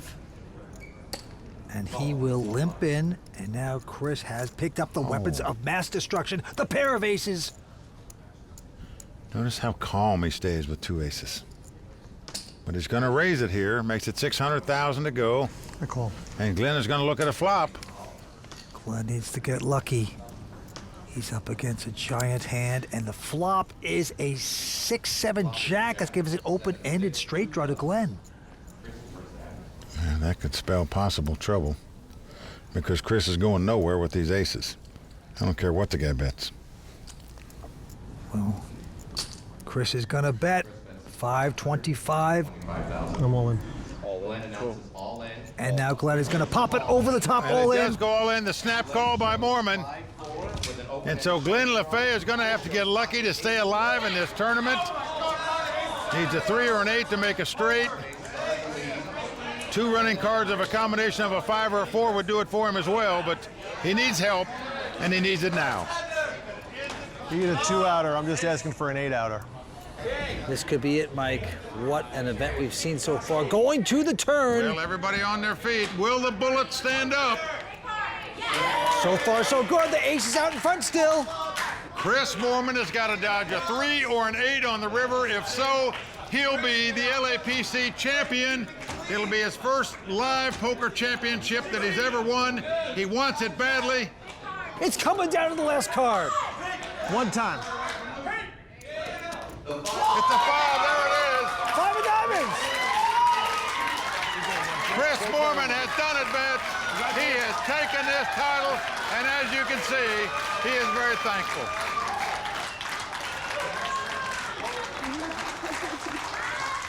And right now, our second place finisher, Glenn Lafay, over to talk to Matt Savage. Glenn, a great run here at the LAPC, but a little bit short. What emotions are you feeling right now? I'm going to be very happy in the morning, but I came here to win, as I've been saying all week. And I'm disappointed. Wasn't thrilled with my heads-up play. The other moves, as far as the deuces and the queen-jack, I would call that queen-jack every day of the week because the situation is I win the tournament. All right, well, people are going to look at this again and say you did play great and a great week, and you lost to another great player. Yeah, he's a great player. I played with him for a couple days now, and I enjoyed playing with him. All right. Great tournament. Thank you very much. Thank you. All right, Mike, over to you. The LAPC at the Commerce Casino is one of the most amazing final tables we've seen in a long time on the World Poker Tour. And now let's talk to our champion, Chris Mormon. Chris, what an up and down battle at this final table all night long. And I know for you, it's been long coming for you to win a major poker championship in a live tournament. You've had such great success in your poker career, but I know this win has got to be special for you. Yeah, it just feels really surreal. Like, I just can't even believe it now. Like, I felt like I blew it so many times tonight. I had 8 million chips with 4 people left. 2 people had less than 2 million. I made 4 mistakes in a row. I played awful at times. But I got through it. Like, I played some good hands, I played some bad ones, and yeah, I'm here at the end. And I still thought that he hit the straight on the river. I was sat there for 5 seconds. So, yeah. Well, I'll tell you one thing. Vince and I thought you played terrific poker most of the time at this final table. But what about this wonderful rooting section of yours? Maybe they pulled you through. Oh, yeah. They were amazing. Like, my head was down at one point. I felt like I was down and out in 4th place. And then, luckily, the break came at the right time for me. Had a good talk with people, and they got my head straight. And then I just came back firing, and everything started to work out for me then. So, yeah, without that, I probably would have gone out in 4th place. Well, in addition to over $1 million in cash, you're going to get your name engraved on the WPT Champions Cup and entry into the season-ending WPT World Championship. And you also get a customized set of monster headphones to commemorate your victory tonight. One more time, Chris Mormon, our champion. Lynn, back to you. So there you have it. Chris Mormon is the Season 12 LAPC champion. Please join us next time when we head up the California coast to San Jose for one of the most unique stops on the tour, the Bay 101 Shooting Star. For Mike Sexton, Vince Van Patten, Tony Dunst, the Royal Flush Girls, Matt Savage, and everyone at the World Poker Tour, I'm Lynn Gilmartin. See you next time on the WPT. I don't understand what this is for here. The World Poker Tour is brought to you by ClubWPT.com. Never lose a dime playing poker. Guaranteed.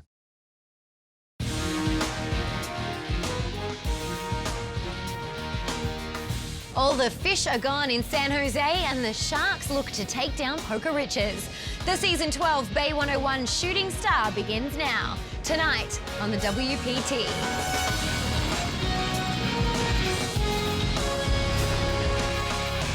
Well, the crowd all standing. He is circling the drain. They are going bare knuckles in the center of the ring. He needs the extreme miracle.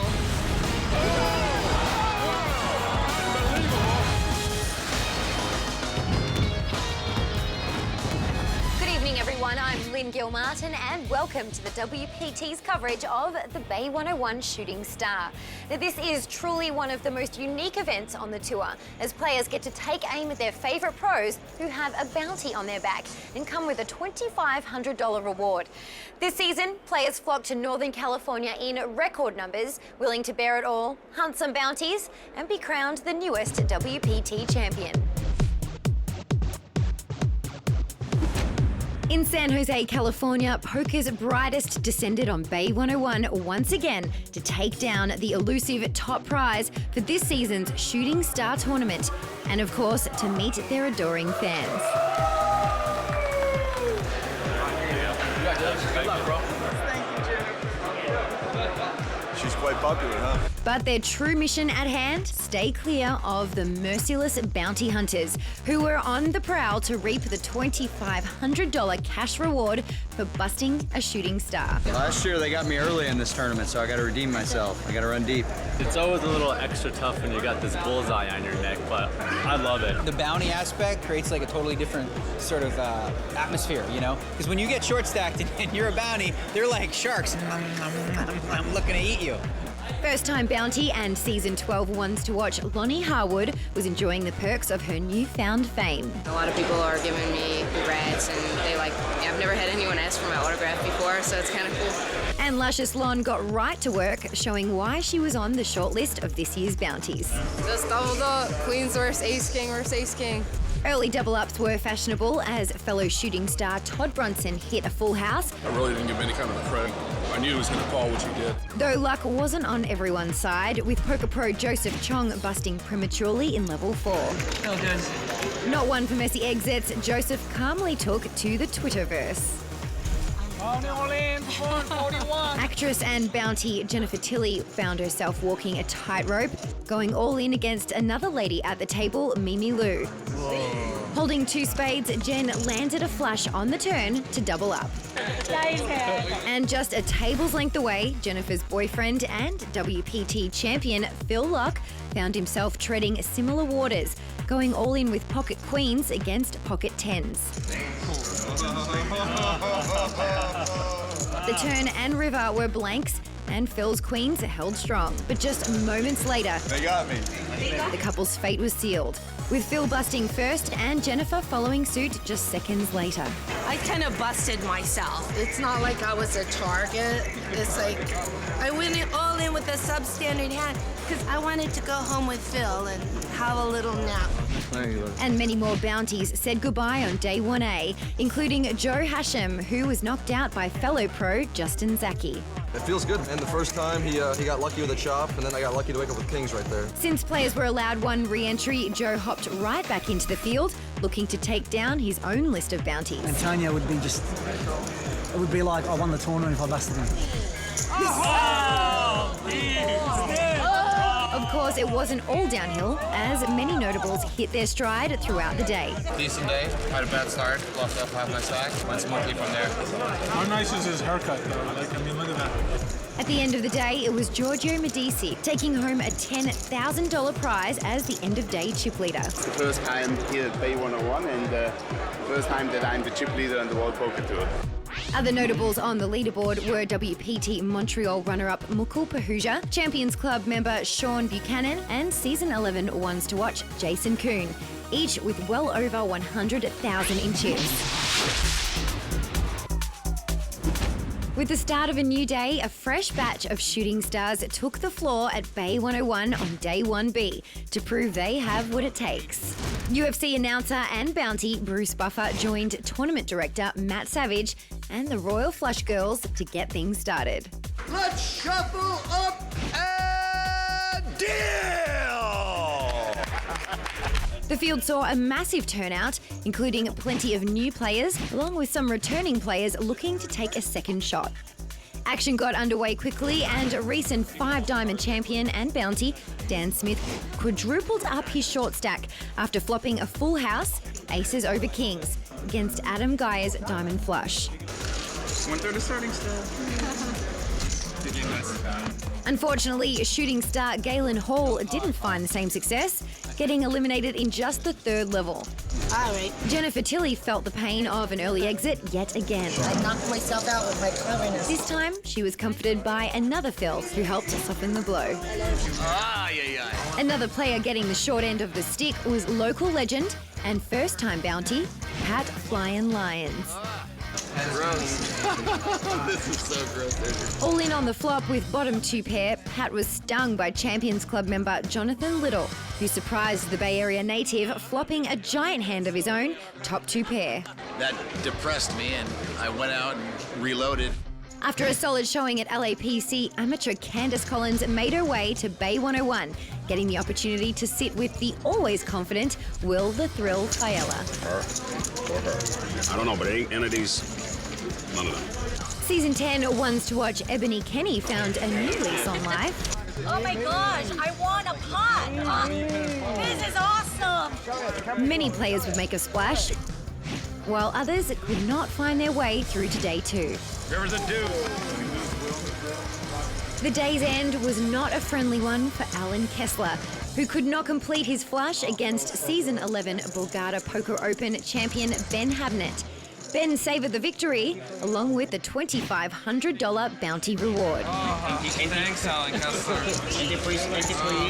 I'm going to be thinking about you even more than usual now. But it was Lucas Key, playing in his first WPT tournament, who dominated the field, taking home the day's top prize of $10,000. 10,000, baby. More players climbing the leaderboard on day 1B were pros Jeff Madsen and Ben Hamnet, plus Season 12 ones to watch Athanasios Polychronopoulos, each with a solid stack heading into day 2. Day 2 started with 297 players remaining from the Day 1A and B fields.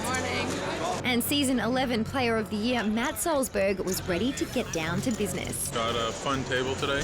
Got the lovely Vanessa, so it'll be exciting. 5 more players took advantage of late registration, which brought the grand total to 718 entrants, a record for the Bay 101 Shooting Star Tournament, setting up a prize pool of over $5.1 million with an over $1.2 million first place prize. With their eyes on a monster score, the remaining 23 bounties, which included champions Antonio Sfendiari and David Chu, along with Season 9 ones to watch Maria Ho, all felt the pressures of dodging the $2,500 price on their head. I love it when other people are the bounty, and I enjoy bounty hunting, but when you got the target on your head, it's a bit different. Season 9 WPT Player of the Year Andy Frankenberger felt the heat first. Short-stacked, Andy found himself with plenty of time to kill. It's okay, I'll take it dirty. Becoming the first shooting star to bust on day 2. Gaining ground early was Season 4 Bay 101 champion Nam Lee. Another player hoping to chip up was WPT finalist David Randall, You hear it's someone's birthday. who got a little birthday love from Royal Flush Girls Jeannie and Ivy. We brought you some birthday donuts. Wow. Non-stop action filled the Bay 101 and the bounty players were not safe. Noah Schwartz claimed two-time WPT champion Marvin Rettenmeyer's bounty. Candace Collins took out Season 8 WPT Player of the Year Faraz Jaka. We another t-shirt. And Kevin Starman busted the goggle-clad Phil Luck. With the field down to 73 players, the money bubble burst before it began. As tournament director Matt Savage called out to the dealers to finish their current hands, a pot was still brewing between 2 WPT finalists from Florida, Justin Zaki and Mukul Pahuja. Unfortunately for Justin, his pocket aces were no match for Mukul's pocket deuces after he spiked a deuce on the flop. Justin was busted in 73rd place, sending him home short of the money. After the bubble burst, many players' hopes of becoming a WPT champion were dashed and bounties were awarded. As Season 11 ones to watch Jason Kuhn fell to tough pro Darren Elias. Not long after, Season 12 ones to watch Lonnie Harwood was eliminated by Kevin Starman, who collected his second bounty of the day. Play extended well into the night. And the last bounty standing, Jeff Madsen, looked to add to his chip stack by shoving all in after his opponent Brandon Crawford raised under the gun. Brandon called holding king-queen offsuit. Madsen turned over king-queen of hearts for a likely chopped pot. The flop came ace-10 deuce with 2 spades, giving Brandon a small chance for victory. Madsen could only cross his fingers as the turn showed an 8 of spades. With the 3 of spades on the river, Jeff's worst nightmare came true as Brandon hit his flush. Standing in disbelief, Madsen was the last bounty to bust, finishing in 45th place. After some more eliminations, the play ended for the day and the 36 remaining players bagged their chips. Holding top honours was pro Steve Sung, who distanced himself from the field at the top of the leaderboard with just over 1.8 million in chips. Other notable stacks were Bryce Yockey, as well as former Bay 101 champion Nam Lee. Amateur Candace Collins found herself in 10th place after quietly climbing up the chip counts and having fun in the process. Oh my gosh, I'm having time of my life. So excited. I cannot believe I made it this far. Here I am. The battle in the Bay is just getting started. Find out who makes it to the final table when we return to the Bay 101 Casino on the World Poker Tour. Season 12 of the World Poker Tour is brought to you by ClubWPT.com, where VIP members can win their share of $100,000 in cash and prizes every month. ClubWPT.com, never lose a dime playing poker, guaranteed. We are back in San Jose with the World Poker Tour's coverage of the playdown to the Bay 101 Shooting Star final table continues.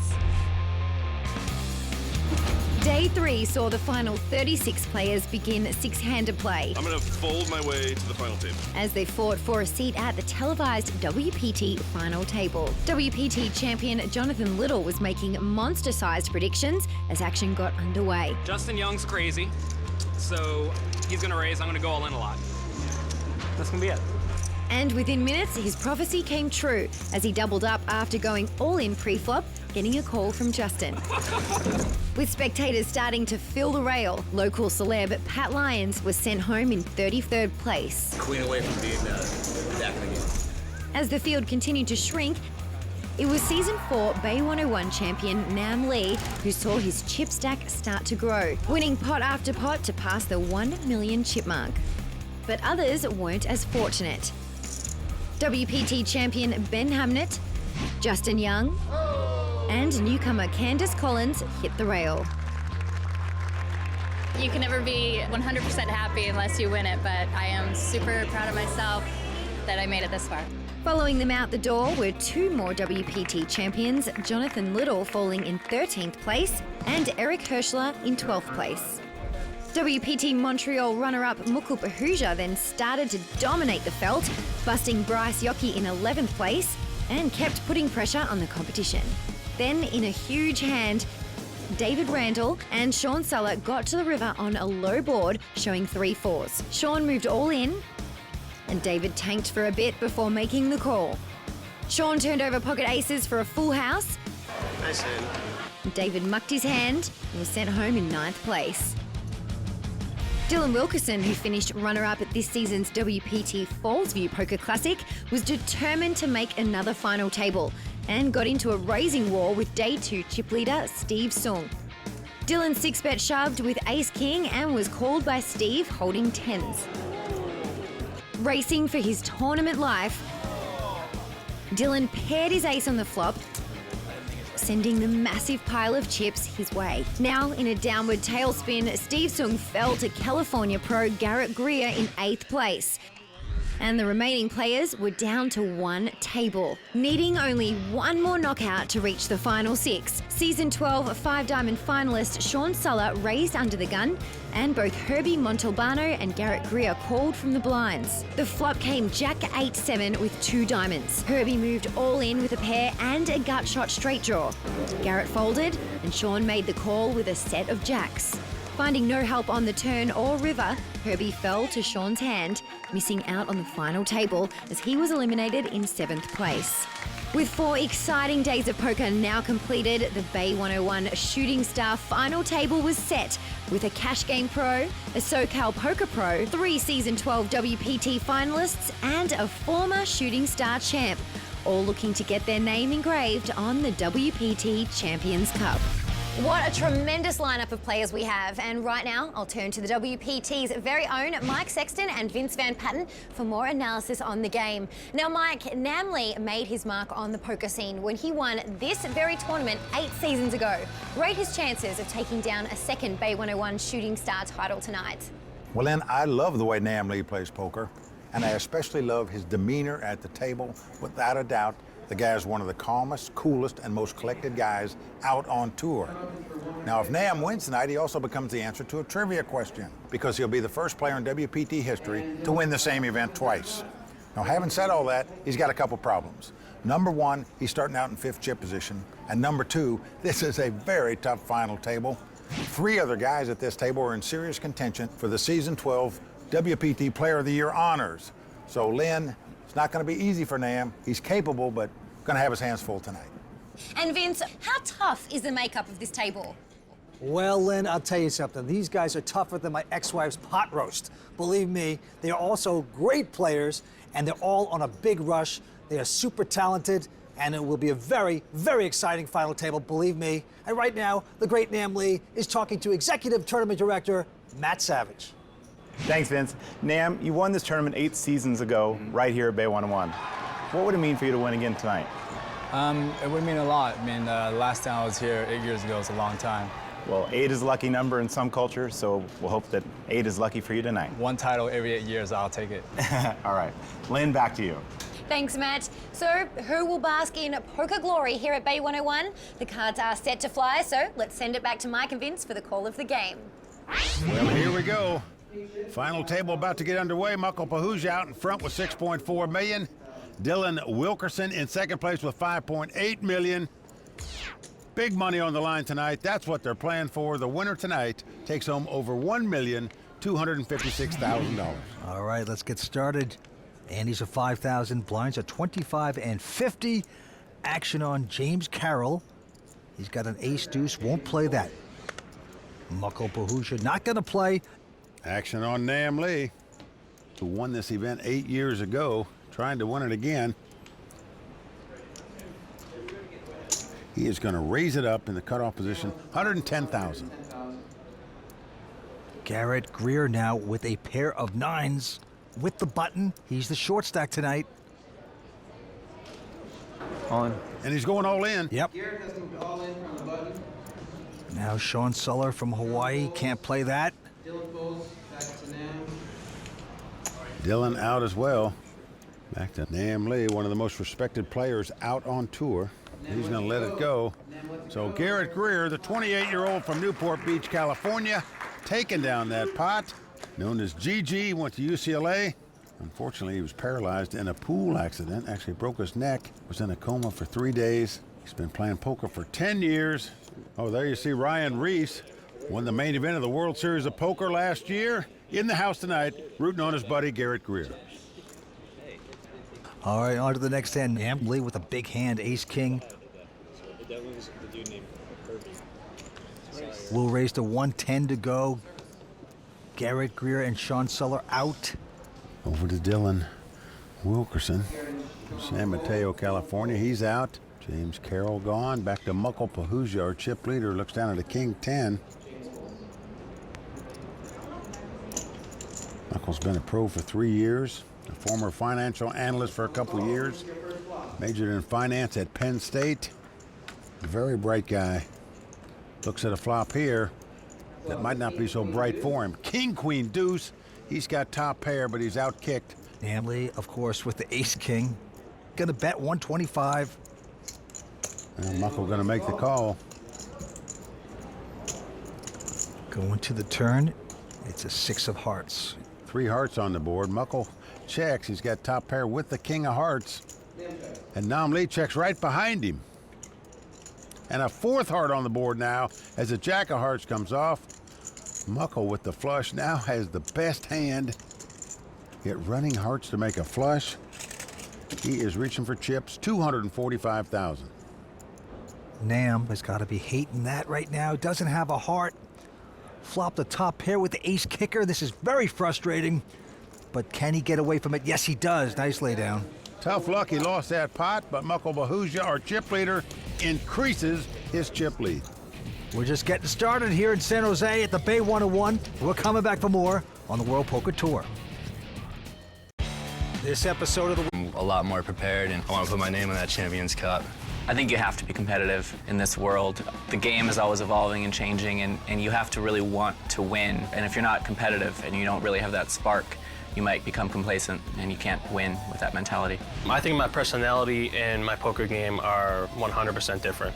When I'm not playing poker, I'm usually pretty goofy. When I am playing poker, I'm usually really, really serious. Making a televised final table in Montreal, I feel as though I'm a little bit more comfortable. Having already experienced it is huge, so I'm just gonna try to keep doing what I've been doing and hopefully get a win this time. All 6 players desperately want to win this title and the $1.25 million that goes with it. Muckle Pahuja out in front, $6.7 million. As you can see, in 6th place right now, former winner of this event, Nam Lee, with $1.3 million. Okay, and the antes are up to 10,000, and the blinds are 30-60 at this point. Here we go. Garrett Greer out of Newport Beach, California. Looks down, and an uneventful hand will fold that. Now Sean Suller from Hawaii has picked up a queen, jack of hearts.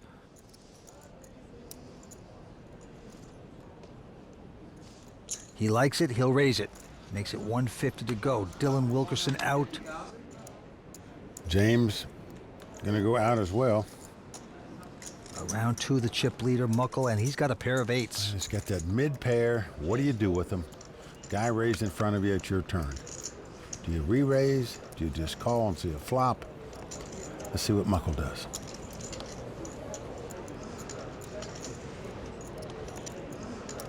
Muckle making the call. Nam folds. The Hawaiian, Sean Suller, very superstitious guy, picks up jacks as a jack 4-3 hits the board. Muckle checks. And Sean will bet this, yes, 200,000. Well, you expect a guy to make a continuation bet with that flop. So Muckle's gonna make the call here. And now 9 of hearts comes off. Now this gives Sean top pair and a flush draw.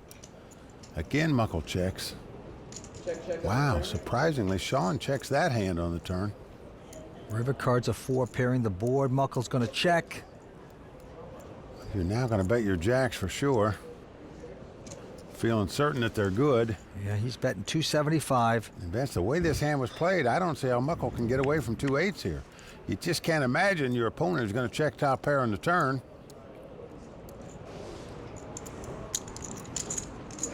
And he's getting out calling chips. I don't blame him at all. I'd call too the way it was played. So Sean Suller taking down that pot, much to the delight of local bounty Pat Lyons, who's here rooting for Sean tonight. Oh, we're not in church, huh? Come on, guys, get loud. What are we doing here? A really fun kind of guy. Yeah, he was a shooting star here. Rooting on Sean tonight. Okay, Mike, we have a quick break in the action here at the Bay 101. And while we've been making our way up the West Coast from the Commerce Casino, the WPT has held 2 national events over in Europe. Well, that's right, Vince. In Belgium, at the Grand Casino Brussels Viage, Last Frost took down the WPT National Brussels title and the 102,000 euros that go along with it. And Mike, our friends in Italy held a great event, the Casino di Venezia, where Alessandro Minazzi won 75,000 euros at the WPT National Venice. Congratulations to all our recent winners. And if you at home would like to plan a WPT event, check out the full tournament schedule at WPT.com. But for now, let's get back to the action. All right, action's back on James Carroll. He quickly folds his hand. And now Muckle Pahuja has picked up a big hand, pair of kings. As long as I can still see him. And he will raise with it. He makes it 125 to go. Nam Lee right behind him. Ace-10 of spade gonna make the call. Garrett Greer.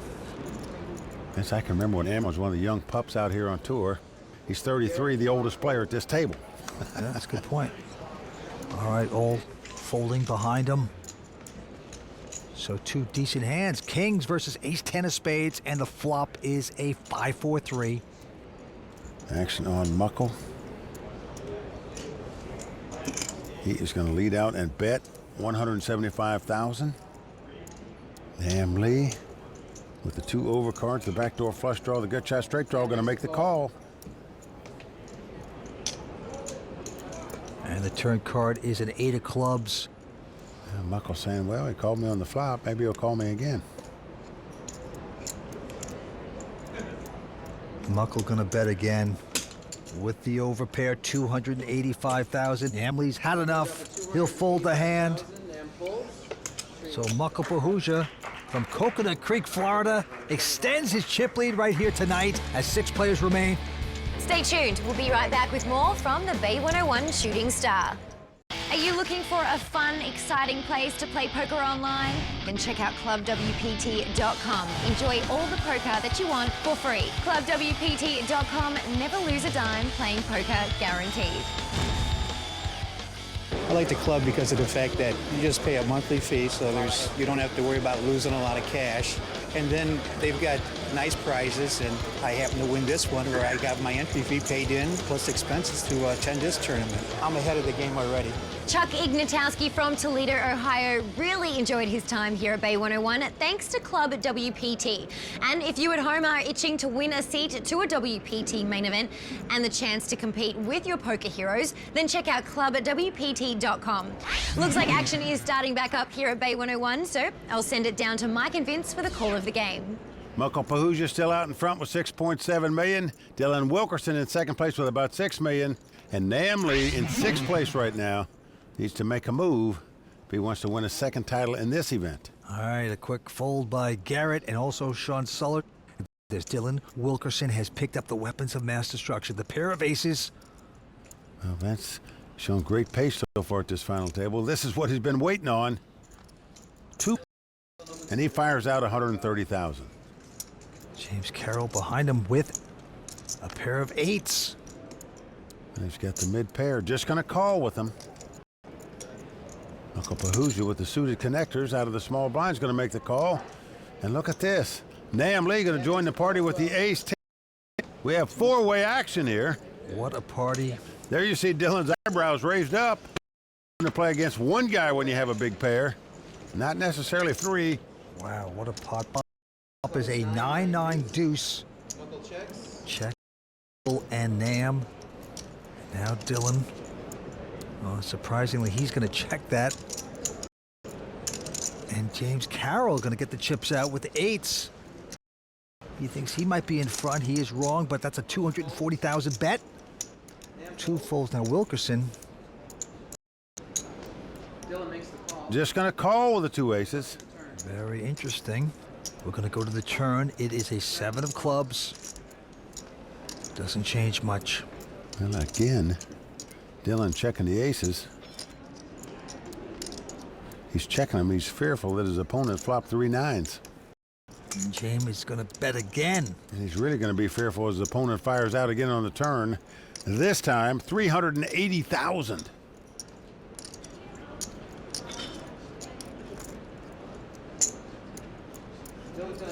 And he's just going to call it. Well, he's made the call again, so we're going to the river.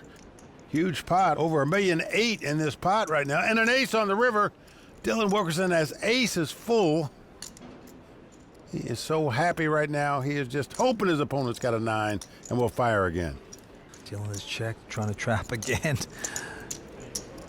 And James now with not much of a hand. You think the caution lights would have to come on by now? Yeah, he's going to check it, save some money.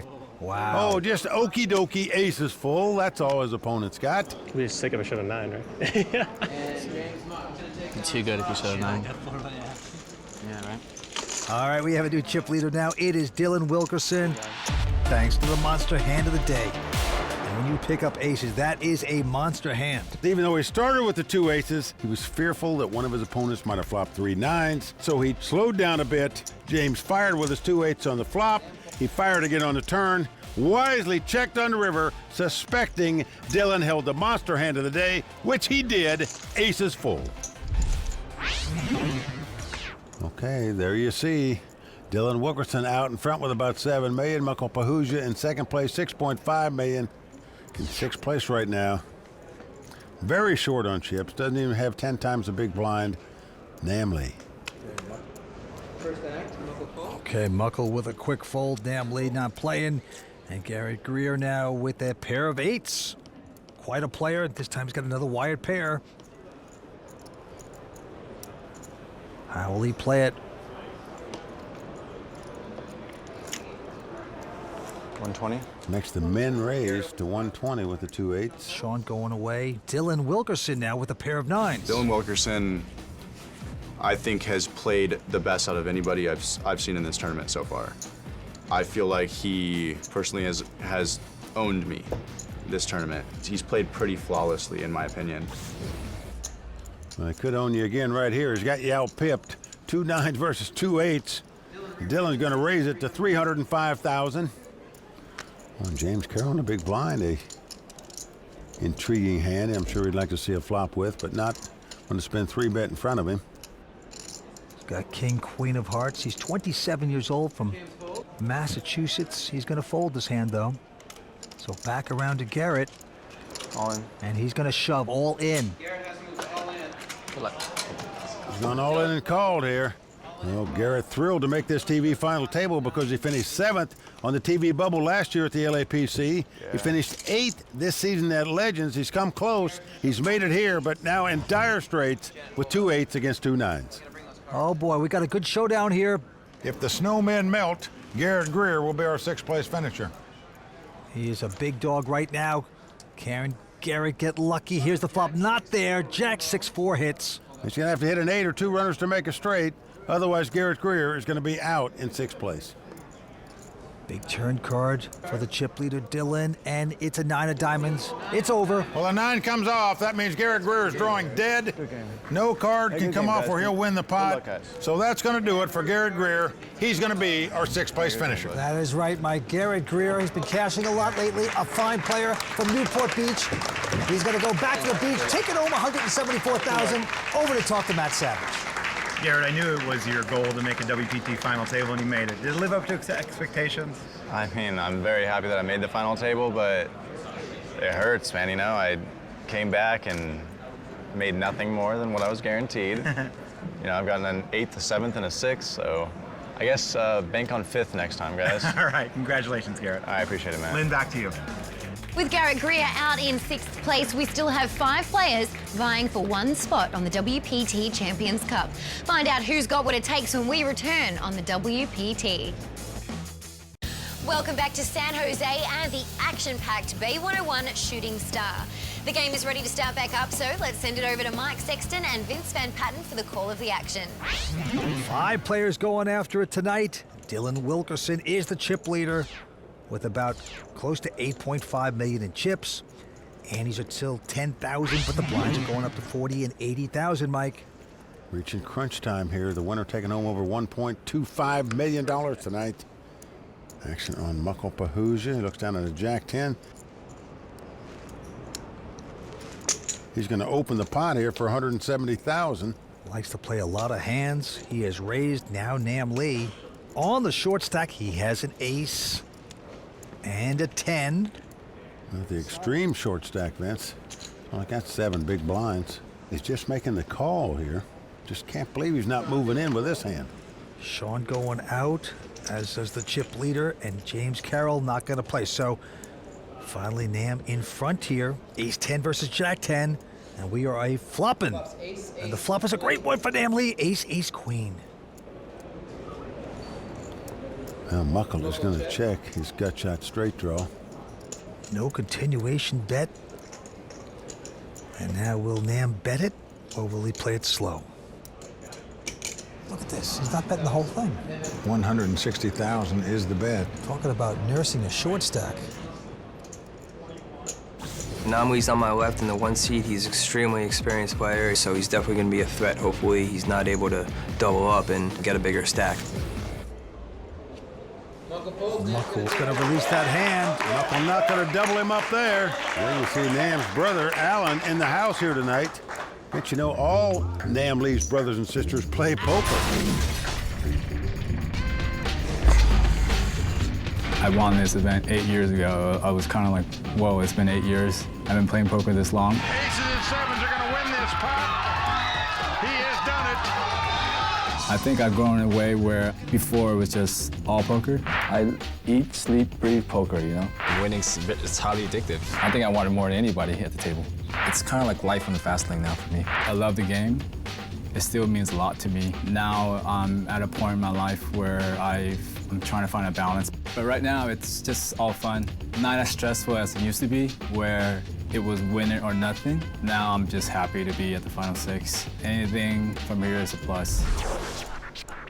Vince, I can remember when Nam was a young pup out here on the tour. Tonight, at 33, the oldest player at the table. But he's still around, kicking well. Great player, Nam Lee. But back to the felt. Quick fold by Sean and Dylan. James Carroll with a nothing hand won't play. Now it's on to Muckle. Well, Muckle's in the small blind here. Up against the short stack in the tournament. Looks down at ace-10. This time he gets the ace-10. He's only got to beat Nam. That's not that easy to do usually. Well, he's just going to set him all in, Vince. Let's see if Nam has a calling hand. Jack-10. This is the same hand in reverse they had last hand. And Nam wisely folds the hand. Muckle will take that one. Nam Lee on the extreme short stack at this point. He's got to have a big comeback if he wants to take home his second WPT title. We'll be right back for more Season 12 action right here on the WPT. I love the buzz that comes off the people. You'll never get a rail like the Bay 101. You won't see it anywhere else, and it's just a very cool thing to see here. I just never knew that there were so many people who are just so crazy about their poker. I've heard about it, but being here is a completely different thing. I think Bay 101 is great because the fans are fantastic. I really love the people. You really can't beat it.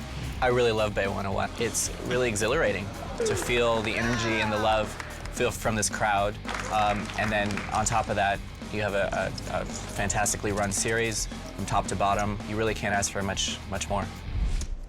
Well, players do love it here. A very unique format, the Shooting Star. Bounties on the star players. Vince, they're gone. These are the guys playing for the big dough now.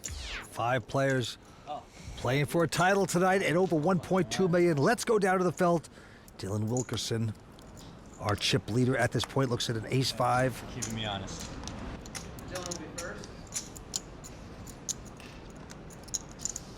They're just going to raise it up under the gun here. And now James Carroll right behind him. Quick fold by him. Muckle out. And Nam Lee will not play. Around to the Hawaiian. Sean Suller. He's got king-10. He likes his hand. He's going to call. He's in the big blind, so he's got money invested. Opts to take a flop, and here it comes. Well, Jack-10-4, so Sean moves out in front. With the 2 10s, he's going to check. And now Dylan with no continuation bet going to check as well. Oh, good feel by Dylan there that his opponent might have hit a jack or a 10 there. 6 on the turn. Here comes the Hawaiian. He's made 2 final tables, this Sean Suller. He's going to bet $250,000. And Dylan wants no piece of that, so Sean Suller, a former insurance professional. We're gonna have laryngitis before we're done here. No more voice. We're buying drinks for the staff over there. Come on, this is too much fun. And there is the life of the party. That's Pat Lyons. Yeah, he was actually a bounty in this event himself, Vince. Finished 33rd, and he's having a good time here tonight. The rest of this table is pretty quiet. A very serious, intense mode tonight, Vince, and why not? They are playing for serious money tonight. Right now, Nam Lee in a serious position. He's got ace-3 on the short stack. Looks like he is ready to play. Yes, he's going to fire all in. Well, Vince, you have to. He's only got like 7 big blinds left. Sean out. Dylan out, and now James Carroll will make this call with the 5s, though. So Nam getting action, and he's a dog at this point. James very happy to see Nam's hand there. The ace-3. Only the ace has the overcard. Crowd on its feet. Nam Lee, just a shell of himself tonight because he just doesn't have any chips. In prayer mode, as you can see, he knows he must win this pot to stay alive, to win this tournament for a second time. Not lucky on the flop for Nam as a queen, jack, deuce hits. Well, Nam needs to hit an ace, 2 runners to make a straight, 2 diamonds to make a flush, but needs help. No doubt about it. Here comes the turn card. Will it help? No. A deuce pairs the board. Now, once again, down to the river, Nam must catch an ace to survive. An ace on the river. Can he do it?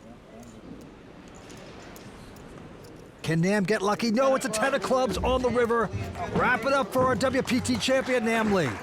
The ever-classy Nam Lee out tonight in 5th place. Nam Lee, a WPT champion, bites the dust here at Bay 101. Going to take home $225,000. He's going over to talk to Executive Tournament Director Matt Savage. Nam, you never really got anything going tonight. Does it feel good to be back at a final table on the WPT? Oh yeah, I mean, it definitely does. Anytime you're here playing for a lot of money, it sucks not to win, but you can't really complain. Either way, you make a good amount of money. Well, you were the crowd favorite tonight, and we're happy to have you back in San Jose. Oh yeah, anytime. Yeah. All right, sure. Well, that's going to do it for the always classy WPT champion, Nam Lee, out tonight in 5th place. But Vince, look at the 4 remaining players that we have. These young guys are terrific players, one online superstar, and the other 3 guys all in serious contention to be the Season 12 WPT Player of the Year. Whoever wins tonight will certainly have a leg up on that. It is so true. No fools at this table. Believe me, they are great players. They're the hottest players on the tour right now. This thing is up for grabs. Back to you, Lynn. Thank you, gentlemen. Please join us next time for continuing coverage of the Bay 101 Shooting Star here in San Jose. For Mike Sexton, Vince Van Patten, Tony Dunst, the Royal Flush Girls, Matt Savage, and everyone at the World Poker Tour, I'm Lynn Gilmartin. See you next time on the WPT. I don't understand what this is for. The World Poker Tour is brought to you by ClubWPT.com. Never lose a dime playing poker. Guaranteed.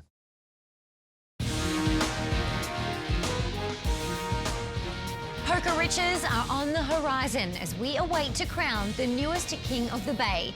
The $5.1 million Bay 101 Shooting Star continues tonight on the WPT.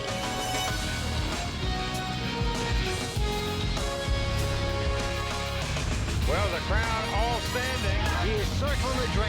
They are going bare knuckles in the center of the ring. He needs the extreme miracle.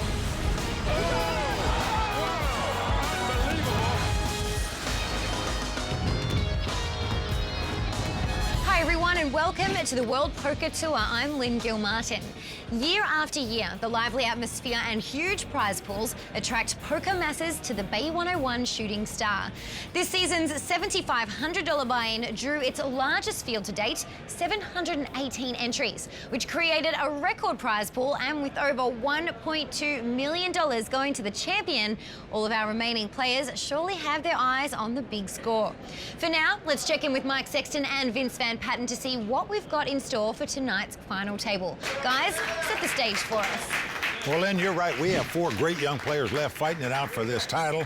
And the top 3 guys in chip count are having a heck of a season 12 on the World Poker Tour. All of them have made the money at least 3 times. This is all of them's second WPT final table appearance. And whoever wins will most likely go on and take the WPT Season 12 Player of the Year award as well. Our current chip leader is Dylan Wilkerson with a little over $7 million in chips. Right on his heels, however, is Mukul Pahuja. And behind him, Sean Solarvents. Those 3 guys are just having a heck of a season. But, you know, I personally got to root for the Hawaiian, Sean Suller. He's only been playing poker for 3 years. He learned from his grandfather. What a story that is. It's pretty wide open. It'll be a lot of fun. Thank you, gentlemen. I'm looking forward to seeing how this final table unfolds, so let's get back to the game. Well, there you see what they're playing for. Winner tonight taking over $1.25 million. The next guy out gets $320,000, so big payday for all these guys. Yeah, the Andes are $10,000 and the blinds are $40 and $80. Let's go to the felt. A quick fold by James Carroll. And now Mukul Pahuja. Well, Mukul just having a phenomenal poker year. He's going to raise it here to $200,000. Sean Suller from Hawaii goes out. And now Dylan Wilkerson with an ace-5. He will call. So we're going to see a flop here between the 2 chip leaders. Now flop is Jack 3 deuce. Dylan has flopped the gut shot straight draw. He's going to check. Mukul has no hand, no draw. Is going to bet. Just trying to pick it up, makes it $150,000. But gets called by Dylan. Oh, and a king comes off now. Great card for Muckle. He now has the lead with 2 kings. Dylan checks it again. So Muckle, who was bluffing on the flop, now is value betting the kings here. 380,000. Into Dylan. Dylan's from San Francisco, 29 years old, but what is he doing? He's getting the plaques out, it appears. That's going to be a raise here, Vince. He is going to check raise with just a gut shot straight draw. Boom. Yep, total of 850 to go. Muckle, though, with kings is not going anywhere. Muckle's brother's in the house here. Vinny, phenomenal poker player himself. There you see him, rooting on Muckle tonight. And we are going down to the river. Dylan has to be disappointed with that call he gets, but then he hits the ace. Well, incredible luck for Dylan here. Check raised on the bluff, got picked off. Now he's got a hand he can check down. The 2 aces. Muckle happy to check him, but he's not going to be happy when he sees this hand of Dylan's. Look at him. Oh, boy. Watch the pain. I'll tell you, the financial analyst just feels like the cash register rang out and bonked him in the head right there on that river card. Wow. Boil a pot of coffee on his head right now. That hurts. The man from San Mateo, California, not far from San Jose. Well out in front now. All right, on to the next hand. Action on Sean Suller from Hawaii. He's very superstitious. He saw a shooting star before he got on the plane to come here. He said, that's going to help me. It's going to bring me luck. It's my destiny to win this event. And I certainly got a good shot at it. Here he looks down at the queen 10. He's going to limp in under the gun. Just make the call. Now it's on Dylan. He's going to fold. And James Carroll also going out. Check. And Muckle with the 8-3 of clubs. Happy to see a flop. So here we go. Heads up to the flop. Well, the flop is an ace-9-5. No help to either player. Muckle is checked, and here comes Sean. Gonna fire at the pot, 125,000. Muckle saying to himself, hey, this guy didn't raise before the flop. I don't think he's got an ace. I'm gonna raise him here. Wow. Muckle, aggressive. He was laying down the hammer when he got all the chips yesterday and just was smashing. He makes it 310 to the Hawaiian, but look at this. Sean's not going anywhere. He's making this call. He's just floating here, Vince. Gonna try to steal the pot on a later street. 7 comes up. Sometimes you try to float and you drown. Now, the problem with floating here is the guy in front of you could fire out at the pot like he's doing now, and your float just goes to the bottom of the river. Bingo, bango. That's what he did. 550 bet, and Sean Suller says goodnight. What a play there by Muckle Pahuja. Just to analyze things, didn't put his opponent on an ace, kept firing, had the heart to fire a check raise and then another big shell. Bombed him out of there by betting. Back to the action on Sean again. Takes a breather. And now Dylan, our chip leader, 29-year-old poker pro. He's got ace-4. He will raise to 175. James Carroll out. And James not to call with the king-8 of hearts, but Muckle is going to see a flop with the 10-9. Well, the flop comes up king 10-8. 3 diamonds. Muckle has the best hand with 2 10s, but it's a hand you're not going to like very much. You don't have a flush draw. There's an overcard out there. Your opponent raised before the flop. He's betting again. But Muckle is making the call with just 2 10s. Going to the turn, 4 clubs. Dylan does make bottom pair now. He's got 2 4s. Muckle checks, and so does Dylan. Going to the river. And it means nothing. Deuce of hearts. Let's see what Muckle will do with his 10s. He's going to check, and Dylan's just hoping the guy's got a straight draw or a flush draw. And the 2 4s might somehow be good, but they're not. As Muckle turns up the 2 10s and is going to take down the pot. And he is happy to pick one up off this guy. The nice call by Muckle there. Doing well right now.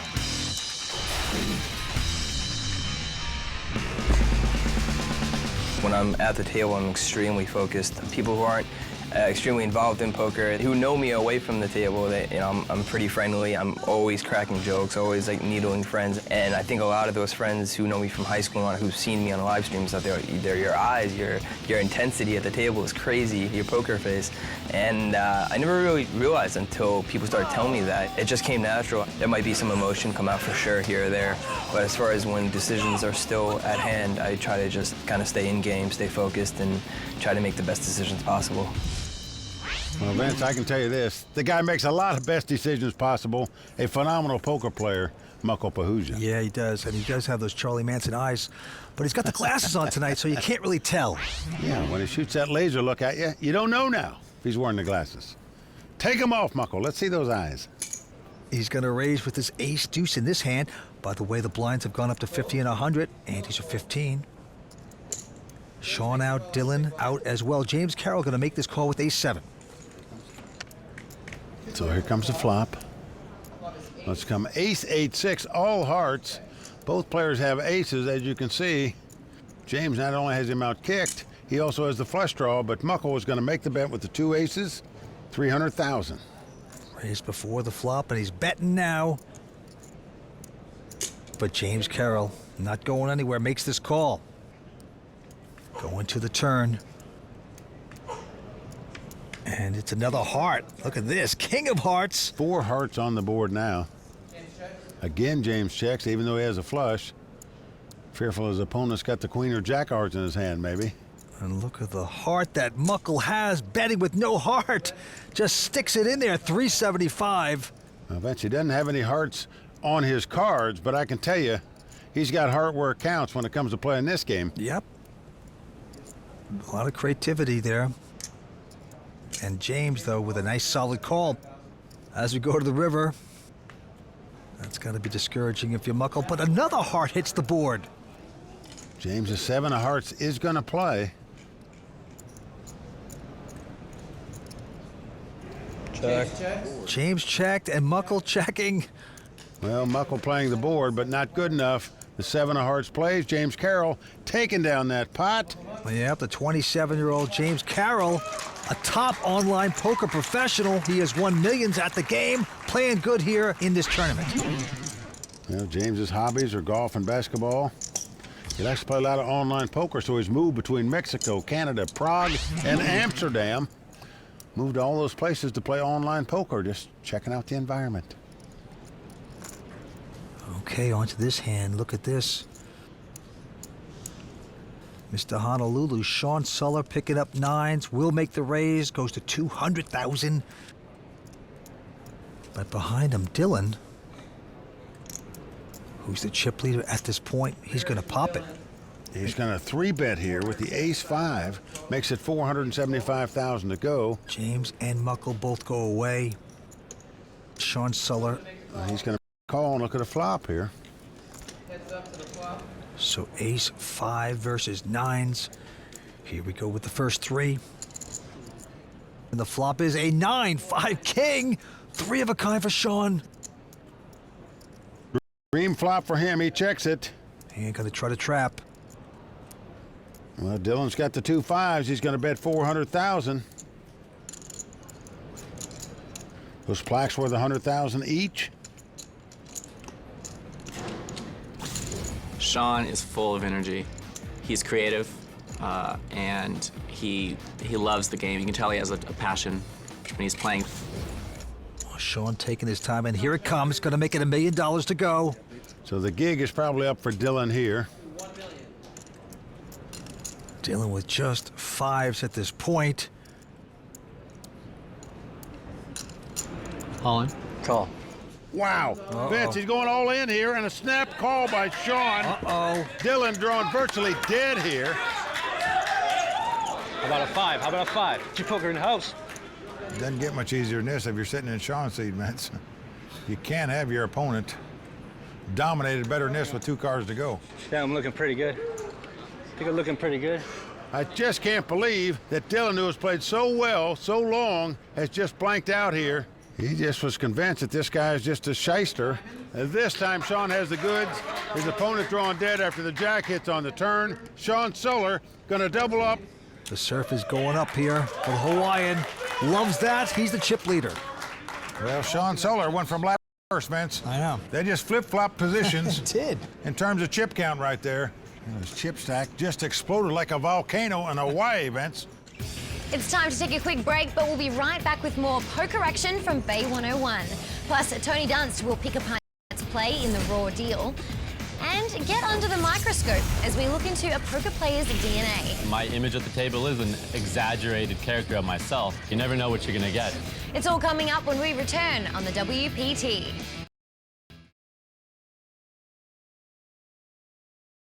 Welcome back to San Jose and the Action Bay 101 Shooting Star. The game is ready to start back up, so let's send it over to Mike Sexton and Vince Van Patten for the call of the action. Well, thanks. Chips sure have been flying here at Bay 101 as we jump up before the break in the monster hand of the day. Now, the man from Hawaii, Sean Suller, flops a monster set of nines. And, of course, he couldn't call any quicker when Dylan Wilkerson crazy on him. He puts them all in. All in. Call. To Sean. Sean says, mahalo, thank you for the double up. And we still have 4 years left. For the first time tonight, Sean on top with $6.4 million. But the bottom man is Wilkerson, now has $4.2 million, so every chips, it's anybody's game. All right, back to the felt we go. Dylan Wilkerson taking a big hit in that left hand. This time has ace. Well, in a 4 poker game, you're going to raise it up with this hand. Most all the time, Dylan doing here makes it $225,000 to go. James Carroll, the online specialist with a pair of 5s, just calling. Yeah, he just calls with all his pairs. And now Muckle. Not raising chips. He is going to 3-bet here to $700,000. First guy raised, second guy called. Then you put the hand on. It's out of their way. And back on Dylan. Now the ace-10 shrinks up when somebody calls behind you. Another guy hammers it.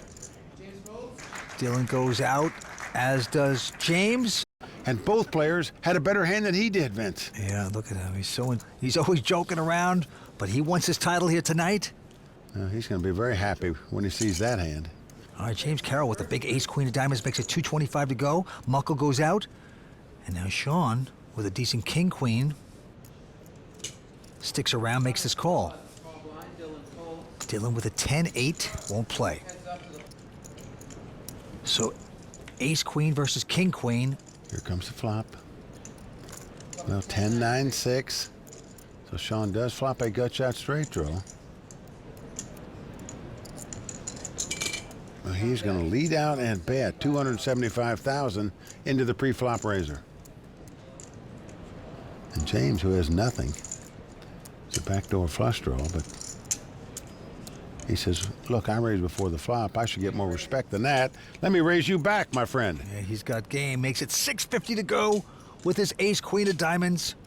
The online specialist, James Carroll, with a move right now, and he's going to get Sean to fold his hand. Now Sean's got to work on his poker face a little, Vince. He just sort of grimaced there as soon as that got raised. So much for the gut shot draw. Out he goes. Nice play there by James Carroll. Vince, we are seeing some bold play by all these players. Everybody at the table making moves now and then. Yes. Muckle, the chip leader, with close to $7 million in chips. Sean Suller from Hawaii, now with about 5-7. Well, Muckle came to this final table as chip leader. He has regained it. It's on him this time. He's got ace-jack. Well, certainly going to raise with this in a four-handed game. He does it. Makes it $225,000 to go. Yep, the Hawaiian steps out of the water. And now Wilkerson making a call with queen, jack of diamonds. Well, you like to see flops with that hand, that's for sure. James Carroll going out. Ace-jack versus queen-jack, and the flop will be a jack, 6 deuce. Both hit jacks. Yeah, this could spell trouble here for Dylan. He has top pair, but he's out-kicked. Dylan checks. Muckle's betting 175. And Dylan now, oh boy, plaques are coming. He is check raising, Vince, to $425,000. And now on Muckle, you got top pair, best kicker. Oh boy, Muckle's gonna re-raise. Makes it 750,000 to go. Now, if you're in Dylan's seat, you are not liking it. But you're saying to yourself, I just can't let this guy outplay me every hand. I've got top pair here. I'm calling. What a pop between these two, and an ace hits on the turn, makes aces and jacks for Muckle. Well, he actually licked his lips over that one, Vince. Very happy to see that card. Wilkerson checks. Oh boy, Muckle's gonna abuse him here. Big bet, 685. Well, you weren't crazy about your jacks before when the guy 4-bet you. And now when an ace comes off, makes things worse. Going the for Dylan Wilkerson from San Francisco. Had the chip lead, imploded a couple hands ago, and it's just getting worse and worse. But sure they're going to get worse if he calls. He's drawing completely dead, has no win. Yeah, he finally lets it go. So Muckle Pahuja picking up that pot. Came to his chip leader, lost it for a period of time. He is back on top once again. So good things happening for Muckle. 4 players battle for the Bay 101 Shooting Star World Poker Tour. Stay with us. Season 12 of the World Poker Tour is brought to you by ClubWPT.com, where VIP members get their share of $100,000 in cash and prizes every month. Come, never lose a dime playing poker, guaranteed. The Bay 101 Shooting Star is a good event. I love coming here every year. The fans are awesome. You just come in the door and there's like tons of fans like waiting for you, all smiles and big hugs and just like excited. We got to take pictures with the fans. Some of them even print pictures of us for us to sign, which is so cool. It makes us feel really special. It's awesome. We do everything for the fans in this industry, so having them appreciate what we do makes us even work harder. It's really good. It's a give and take relationship. We love our fans. Well, the always popular Royal Flush girls. I bet you do. All right, as you can see, Muckle Pahuja is the chip leader with over 8 million in chips. 4 players battle for this championship. Back to the felt we go. Action on Dylan Wilkerson. And he's going out. James out as well, so a battle of the blinds here. And chip leader Muckle picking up a real hand. Pair of 8s.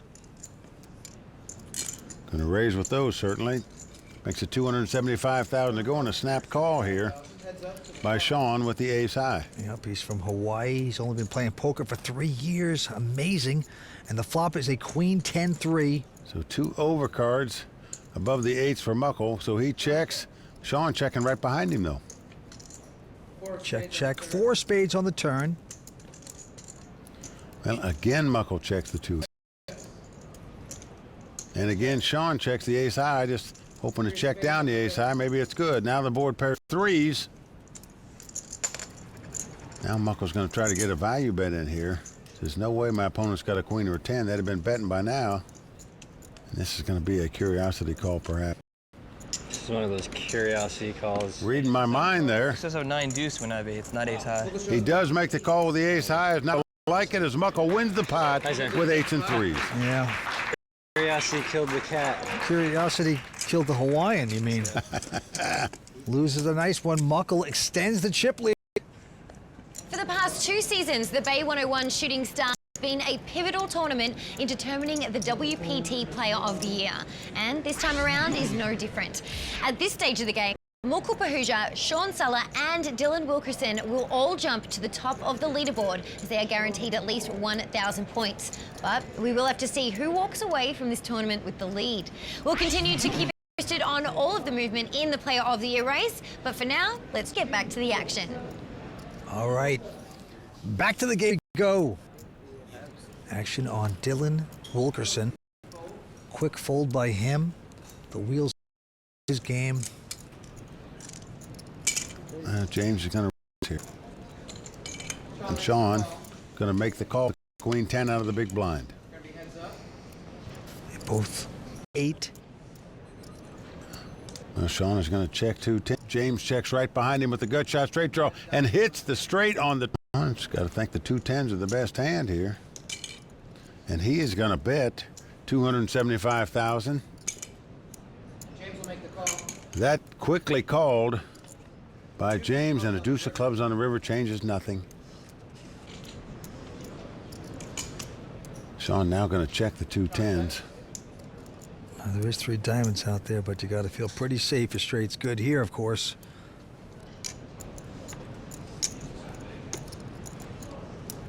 He's making a healthy bet, man. 750,000. Yeah, Sean with 10s. In a quagmire here. Well, he just made a curiosity call the last hand that cost him. He's doing it again, and it's going to cost him again. Oh, straight. Well, he thought he won the pot, Vince. He didn't see the straight there. Nice hand. Sean shows Oh, queen boy. 10, pair of 10s. James is Oh, gonna take boy, the put your hat on backwards. Oh, he's saying to himself, it's so much easier in Hawaii.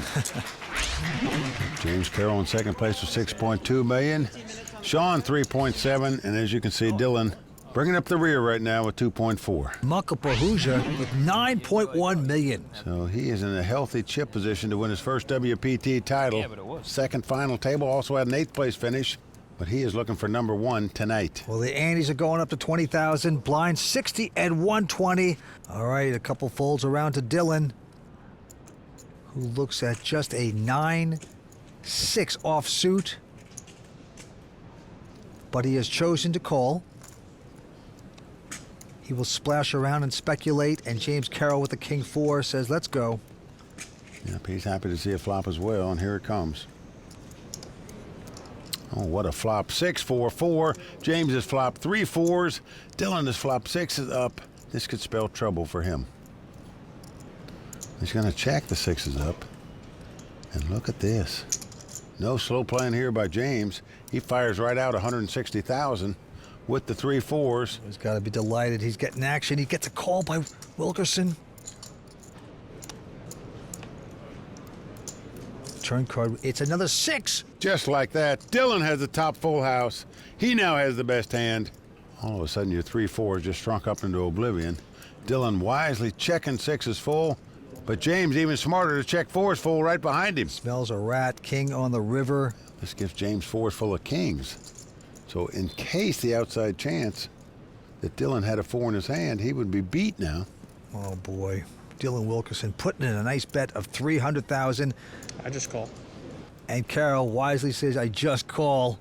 He feels it happened to him. He is correct. He got out for the minimum there, Vince, as it turns out.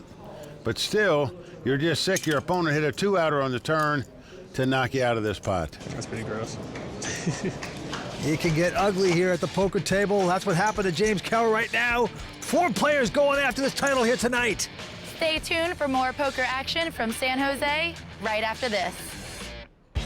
This episode of the World Poker is brought to you in part by DraftKings. If you like poker and sports, then you're going to love daily fantasy sports at DraftKings. Go to DraftKings.com, enter promo code WPT, and start playing today. We are back here at the Bay 101 Shooting Star. 4 players remain. Yeah, Vince, we had a tournament record 718 entries here. All put up 7,500 each, except for one guy, Vince. Oh, yes. Well, Club WPT qualifier, and that was Chuck Ignatowski from Toledo, Ohio, played the tournament, had a shot at the big money, Mike. Yeah, he won his entry just by being a member of ClubWPT.com. Had a shot at the big bucks. Didn't happen, but he had a great time this week. Got to hang out with the Royal Flush girls, meet the top players in the world. You too could possibly do that. Go to ClubWPT.com today, sign up. Who knows, you might be able to win a seat out here in the World Poker Tour yourself. ClubWPT.com. Never lose a dime playing poker. Guaranteed. Back to the felt we go. James Carroll in second place, Sean Solar third, and Dylan Wilkerson in fourth at the moment. Mucka Pahuja still well out in front, nearly 9 million in chips. And Vince, you just feel like he's just over this table. Dylan Wilkerson from the Bay Area, San Francisco, a local. He's got a nice hand, ace-queen. This time he's going to raise to 250. James Carroll out. And now Muckle with a queen 9. Mucka Pahuja has become what we call boss at the poker table. He's been 3-betting. He's the most aggressive, and now that he's got the chip lead, they better duck. Well, here comes the raise right here. The 3-bet to 650,000. Sean out. And Dylan Wilkerson. On. There you go.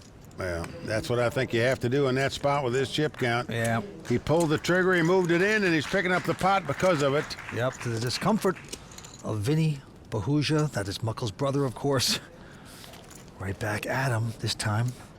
Action on Dylan, a poker professional. He's got a 10-4. He has to fold.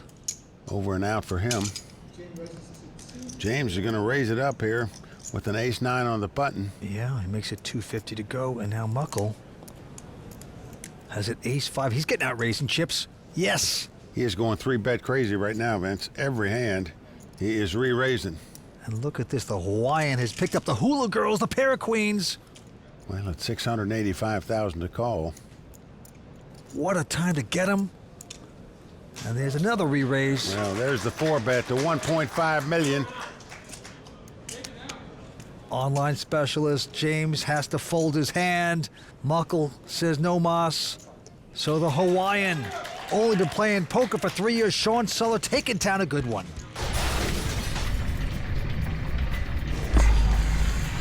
The World Poker Tour on season 12 has been an awesome experience. I started at Legends, my first cash. I just constantly evolved and kind of came to a pinnacle at Bellagio with the 5-diamond run to the final table. I feel like I reached new heights, and I learned a lot playing with the best, and I think it just really improved my game. I feel like spirituality and meditation helps me as far as dealing with the bad beats and the variance, and then getting down. And I kind of developed this thing like in one tournament where I just started collecting all these chips, and I just started stacking them in this cross formation, and it just gave me fuel to not give up and just keep on fighting through the race and doing the best you can with what you got and just reach for the stars. Well, he is reaching for him tonight. Always dreamed about winning the WPT title. Has got a shot to do it. Let's see if he can. Used to be an insurance professional. Now, professional poker player, only been playing for a few years. Very impressive. He's going to fold this hand. Now Dylan's going to raise it up with a 10-9 on the button here. Yep, has the button, likes his position. James out. Muckle with the same hand exactly. Going to make the call here. Yep, he's in the big blind. Be interesting to see how this plays out. This pot will go to the more aggressive bettor. Flop is Jack 6-3, helps neither player. Muckle checks. And Dylan does not make the continuation bet here. Now a queen comes off. Both players with the open-end straight draw. Muckle has checked again. And now Dylan with the straight draw is going to bet this time, $250,000. But look at this, Vince, the power of chips. It's going to be a check raise by Muckle here. They have the same hand. Wow, he goes to 650, and this is going to apply a lot of pressure back on Dylan. Well, he's a short stack, Vince. He just can't afford. Can't do it. To draw to a hand. Has to give it up. Kicks himself for betting now. But give credit to Muckle Pahuja, Vince. Just 3-betting like mad right now and winning most of the pots he does. Not necessarily having the best hand either. My DNA, I'm insanely competitive. Just had a huge double up. That is gonna make it easier for me to get my gloves on and we'll go to war a little bit. I'm the guy on the basketball court that's always on the floor diving for loose balls, and that's how I play poker. The best way to describe the way I play is unpredictable. You never know what you're gonna get. The most aggressive player at this table is our chip leader, Faraz Jaka. I learned to play my own ways. My image at the table is an exaggerated character of myself. All the different faces. I got a lot of different personalities. I'm kind of aware of everything I'm doing. Every time you raise, every time you call, you're telling a story. I'm not even consciously doing it anymore. It's just instinct. It's automatic. You have to use your imagination to figure out what I'm doing. And poker is kind of a unique game where it's not always in your control. This isn't an easy game. You do get rattled. You know, the chips are flying, you're up and down, there's emotions all over the place. Self-awareness is a very important ingredient towards success. The most important thing I do is meditate. And now I realize how strong it is, how much it helps my game and every other aspect of life. When I'm at the poker table, I'm more just trying to get in a relaxed state. I always keep my headphones with me, throw them on, put something that's gonna put me back in the zone and help me relax. Sometimes the music helps me get back to me. Welcome back to the WPT and Bay 101. Four players going after over $1.2 million here tonight. A WPT Poker-made millionaire in our midst. And here we go. Muckle Pahuja with close to $8 million. But action's on Sean Suller.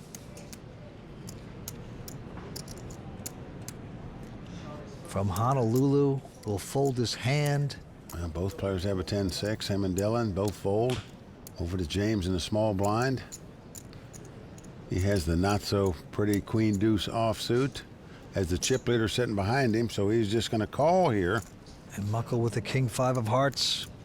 Well, as aggressive as Muckle's been, almost surprised he didn't raise with that hand, but just content to see a flop this time. And here it comes. Well, Jack 6-3 rainbow, no help for either player. Now James is going to check. Muckle, I think, is the best player left. He's very solid. He has fantastic results lately, and he's super aggressive. Well, he is right about that. Muckle going to bet here after his opponent check. Bets 150,000, but look at this. James just calls with nothing. No hand, no draw. Now the board pairs threes. And all of a sudden, James is going to go into betting mode here with nothing. Wow, 375 is trying to take the play away from Muckle.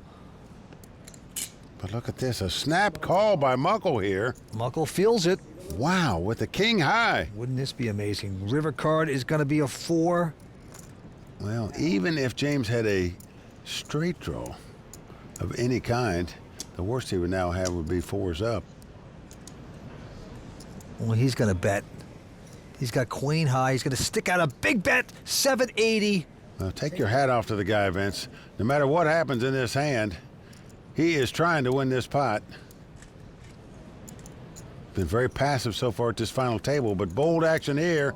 Muckle finally ejects the king-5. James Carroll taking down that pot and earning it, Vince. Very shrewdly played by the online specialist, James Carroll from Massachusetts. Beautifully playing that hand. All right, on to the next one. Sean this time. Well, he's under the gun with the queen 10. He's going to raise it up here. Makes it 250,000 to go. Dylan out, and James Carroll going to just count his winnings for that last steal. Into Muckle. This time he has ace-4 of spades. Well, we've seen him 3-betting with these kind of hands all night here, but he just got spanked playing a little cute with that last hand with the king-5. Just going to call it. Yeah, going to conservative mode here. This hand makes the call. And the flop is a queen 9-6. Queens for Sean, 4 flush for Muckle. Well, we could see a lot of fireworks here, Vince. Muckle checks. 325 been bet by Sean. Sean has top pair. Muckle with the nut flush draw. This should be the check raise, but it's not. It's the check call with the nut flush draw by an aggressive player. No spade there as a jack hits. Muckle's going to check. Well, Sean has the open-end straight draw as well as top pair now. Not slowing down, betting 600,000 here. And so much for the nut flush draw. Muckle just quickly throws it away like it was nothing. Yep, and there's the Muckle group right there. Sean Suller going to take that one. Stick around to hear what Tony Dunst has to say about tonight's final table. The raw deal is coming up when the Bay 101 Shooting Star continues. Why just watch the World Poker Tour on TV when you can get the game for free? Go to clubwpt.com today and see how you can win an entry into a WPT tournament. Clubwpt.com. Never lose a dime playing poker, guaranteed. Welcome back to the World Poker Tour's coverage of the Bay 101 Shooting Star. It's time to dissect some of tonight's play, so let's check in with Tony Dunst as he breaks it down in this edition of the Raw Deal.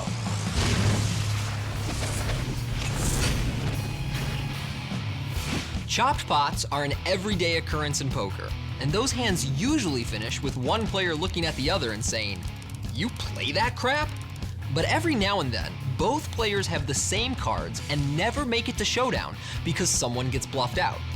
And you never know if it weren't for the hole cams at the table. So how does this happen, you're wondering? Let's break it down. Dylan Wilkerson and Muckle Pahuja are two of the hottest players of Season 12. And in this pot, they square off holding the same hand while wearing the same sunglasses. Dylan raises the button with 10-9 and gets a call from Muckle in the big blind with his own 10-9. Both players miss on the Jack 6-3 flop, though Muckle has the slightly stronger hand with the backdoor flush draw. It's a little surprising to see Dylan check back with 10 high on a fairly uncoordinated board, but I also think there's some good logic to it. Nearly every turn card from 7 through king improves his equity and allows him to call a turn bet from Muckle. Dylan's check on the flop makes his hand appear like something with showdown value more so than a draw, because most draws bet in his position. In the event Dylan turns a draw and misses on the river, a river bluff may look more credible because of his flop check. The turn brings the draw Dylan was looking for, a red queen. Muckle checks again, and Dylan likely believes he'll win the pot with a bet. He places $250,000 in the pot, and Muckle raises his own draw to $650,000. I'm guessing Muckle prefers a check raise instead of a bet because he felt that betting the turn would rarely get a fold, and that by checking, he could either get a free card or check raise a bet and create fold equity. The raise gets the job done, and Dylan correctly folds his hand away because he doesn't have the odds to call for his draw. I doubt Dylan gave the hand much thought after it was finished. After all, both his flop check and turn fold were sensible plays. But he couldn't have known Muckle had the same hand until he saw the replay. So somewhere out there, Dylan is yelling at the TV, "He plays that crap?" Well, he's more than likely yelling at himself, Vince, for not making the continuation bet on the flop, where he would have most likely won the pot. All right, 4 players battle for this championship, and the antes are up to 25,000. Blinds 75 and 150. Sean Suller, the Hawaiian, with the baseball jersey on, is going to fold his hand. Dylan Wilkerson looks at the Jack-4 offsuit, not too attractive, lays it down, so it's a battle of the blinds between James and Muckle. And James going to raise with his ace-7, next to 375 to go. Well, pretty standard play that most players would make. Muckle with a pair of 5s here. Now the question is, does Muckle come back over the top with a small pair? Answer is no. He's just going to make the call and look at a flop. Yeah, he's definitely changing gears, playing more passive now. Early on, with any hand, he'd come over the top, but he's mixing it up beautifully, and here's the flop. It's a king 3-3. Now 2 clubs. Here comes the continuation bet by James. $350,000. And Muckle going nowhere with the 2 5s, quickly makes the call. But James doesn't like that.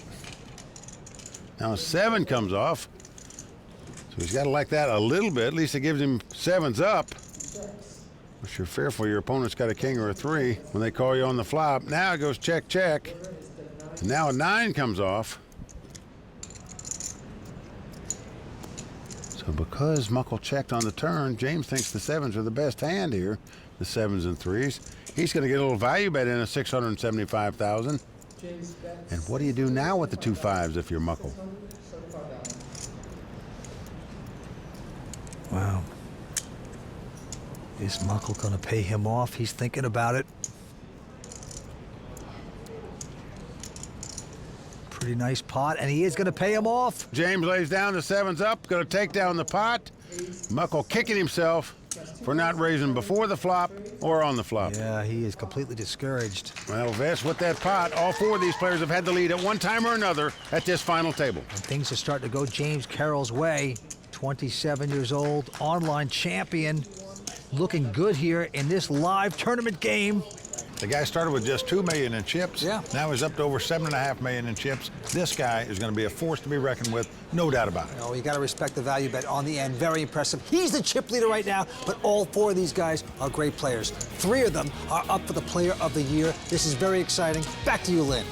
Please join us next time for the dramatic conclusion of the Bay 101 Shooting Star. For Mike Sexton, Vince Van Patten, Tony Dunst, the Royal Flush Girls, Matt Savage, and everyone at the World Poker Tour, I'm Lynn Gilmartin. See you next time on the WPT. I don't understand what this is for.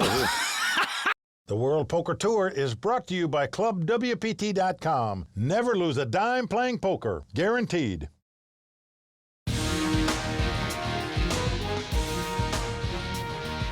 In San Jose, California, they take their poker seriously, and there's over 1.2 million reasons that this will be a fight to the very end.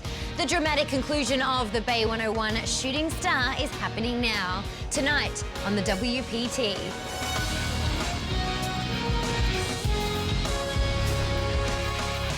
Well, the crowd all standing. He is circling the drain.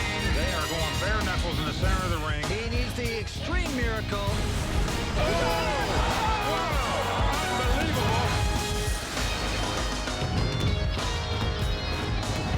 Hi everyone, and welcome back to San Jose for the WPT's coverage of the Bay 101 Shooting Star. I'm Lynn Gilmartin. Poker destiny is often determined by the turn of a card, and tonight that destiny comes with a $1.2 million first place prize. Right now I'll turn to Mike Sexton and Vince Van Patten to get more analysis on this final table. Gentlemen, with 4 players left, what is your take on these guys? Well, Lynn, we've seen some great poker at this final table, and I look for an exciting finish. With 4 players left, 3 out of the 4 are in strong contention to win the Season 12 Player of the Year award. But it's the 4th guy that has the chip lead, Vince. James Carroll. He has played phenomenal poker, and if he keeps it up, he'll be the guy to beat tonight. Well, you're probably right, Mike, but Lynn, let me tell you something. This is the new breed of poker. I mean, this is the Bay 101 Shooting Star where you knock out the bounties. These guys knocked out the bounties. These are great players. This is going to be fun to watch. Thanks, guys. With the Bay 101 Shooting Star title on the line, the final stage of this competition is sure to be intense. So let's check the chip counts and get back to the game. Well, there you see James Carroll out in front with 8.6 million. Michael Pahuja in second place with 5.6. These 4 guys playing for over $1.25 million and a WPT title tonight. Let's do it. $25,000 ante, $75,150. A quick fold by the Hawaiian Sean Suller and Dylan Wilkerson.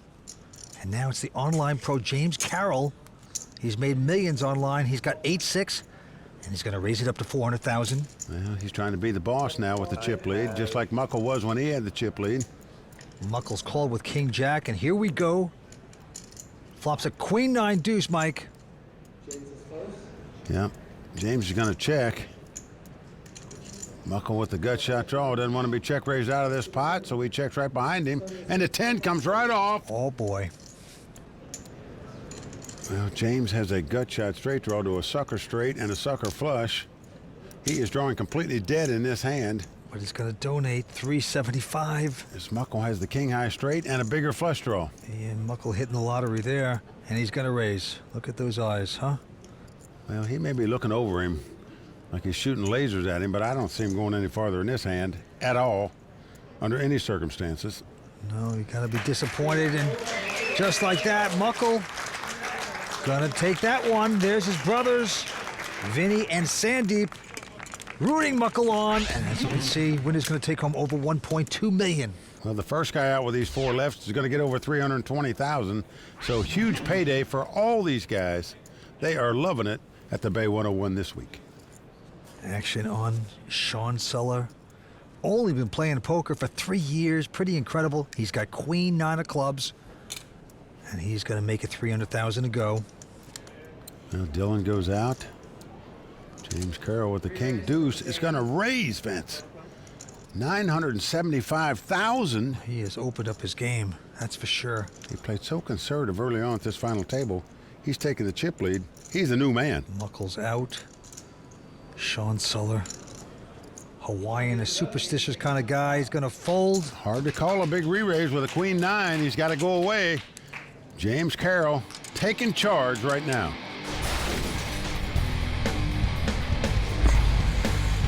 When I first started playing poker, I was drawn to the competitive aspect of it. I always played sports growing up, so I've always liked the satisfaction of winning, and that's why I've chosen this as my job. The past 5 years, I've been nervous when there was 2 to 3 tables left at a big tournament, and lately, letting go and not really caring of the final result and just focusing on playing your best poker has really put me in such a better place. Making the final table of the World Poker Tour has been a real long-term goal of mine, and a win here would be the biggest poker accomplishment I could pretty much ever ask for. Well, it definitely is one to put on your resume. Anytime you win a tournament with over $1 million first place prize. We're back for more WPT coverage of the Bay 101 Shooting Star. San Jose is my hometown. It's where I was born, and I really consider Bay 101 my home casino. I'm as much of a fan of this event as the fans are, for sure. If somebody comes up and says, I want to get that player's autograph, that's somebody that we want as a shooting star. A lot of the local players are just happy to win a bounty, and they don't have to cash in the tournament. But if they knock out one of these superstars of the game and win $2,500, I just think that it's a great experience. It makes me feel good about poker and good about being in the game. Well, Matt's right. Players do love playing here. They love knocking out the bounties, the big names, the superstars. None of them are left. These are the 4 guys fighting it out for the title. Great champions play here, great crowd, and right now, 4 players battle. Muckle, very short on chips, doesn't even have 10 times the big blind. Let's go to the felt. Dylan Wilkerson now with a pair of 8s. He's worked his way back to about $6 million in chips. He's going to raise this to $400,000. James out. Muckle out as well, but Sean will be going nowhere with the king 10 of hearts in the big blind. He calls the raise, going to see a flop. Got some more chips now, huh? Yes, he does. One way or another. Yeah. Here come the first 3. Queen 9-5. Queen 9-5 flop. Sean with the gut shot straight draw is going to check. Dylan with the best hand at the moment, 2 8s. Is going to bet. No free cards, betting $350. Sean will stick around and pray. He's going to make the call. To 4th Street we go. A 10 of spade comes off, so Sean now makes 2 10s, has the best hand, but scared of that board. He checks it. Dylan checking behind him. Down to the river, it's a jack of spades. Well, both players have made a straight. Sean the high straight, Dylan the low straight, but 4 spades on the board. Doesn't seem to scare Sean. He leads out for $400,000. Now Dylan's saying, what's this guy got? Does he really have a spade? If he doesn't, my straight might be good. Maybe he's just bluffing. Tough to call this without a spade, though. Call.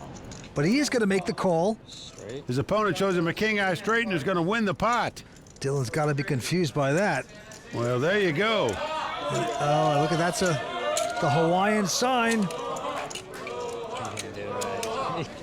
It's aloha, aloha, aloha. There we go. There we go, there we go. A lot of Hawaii in here tonight.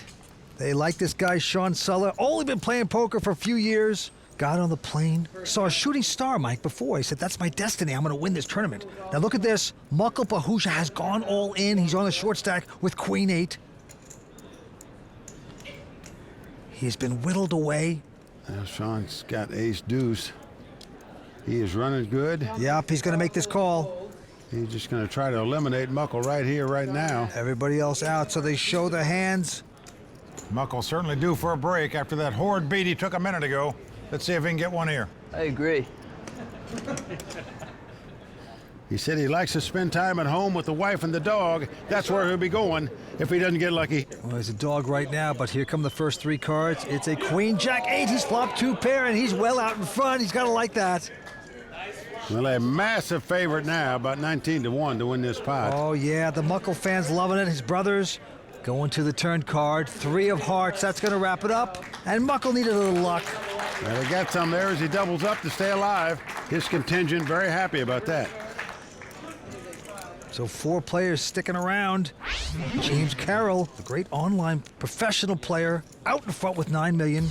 Sean from Hawaii, 6.3. 3 out of these 4 players in strong contention to become the WPT Player of the Year.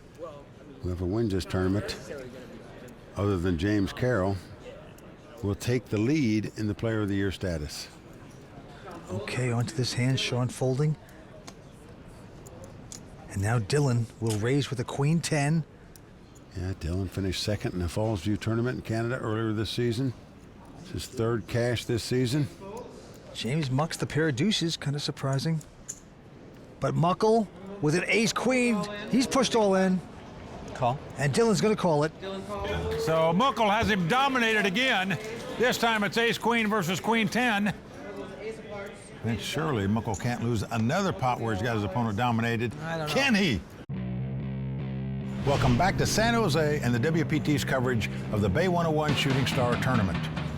Well, Vince, as you know, there's always exciting action here at the Bay 101, but I must say this place holds a special place in my heart because it's the first place that I made a WPT final table as a player. That is so true. And I'll tell you something, I was actually watching one of the old tapes, and if you're a member of ClubWPT.com, you can do that. You can look at all the old tapes and study them. And I saw you against Mike the Mouth give you that awful beat. Oh, that must have been. Don't remind me, Vince. I'm trying to put that out of my mind. But nevertheless, as Vince said, you can access all the old episodes of the World Poker Tour by simply becoming a member of ClubWPT.com. You can also win a share of up to $100,000 in cash and prizes every month, play all the poker you like, and who knows, you might win a live entry into a WPT event. Check it out today. Sign up, ClubWPT.com. Never lose a dime playing poker, guaranteed. Let's go back down to the felt. You see our chip leader, James Carroll, with $7.8 million. Dylan Wilkerson in second with 7.5. Sean Soler in third with 6.1. Vince, they've all got multi-millions. It's anybody's game. Action on James. He quickly folds, and now Sean Soler with a pair of sixes. Gonna make it $500,000 to go. 1.15. Now Dylan has re-raised this pot, 3-bet it to 1.1 million. Now if you're Sean, you're saying to yourself, do I really want to go up against this abracadabra man? This guy's a walking luck box. Is that who I really want to try to fade here? Well, he's made the call. Here we go. Sixes versus Queen 8, and the flop is a King Jack Deuce. Well, Sean's going to check the 2 sixes, but I can assure you with the flush draw and just a Queen 8, Dylan is going to be betting. Yep, 1.2 million. 1.2 million. Well, it's hard to fade that board with just 2 sixes, so Sean gives it up. Listen, thanks. So Dylan could be on the magical rush of his life right now. It looks like it.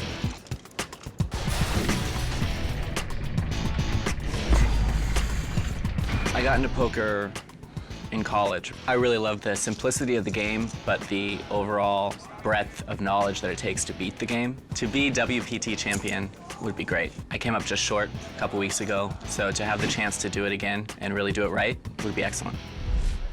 Well, just short of saying it right, he came in second in our Fallsview WPT event in Canada. Now he's got a shot to win the title again tonight, so very impressive, Vince, to go that deep in 2 tournaments so close together. Oh boy, what's more impressive is his hand right now.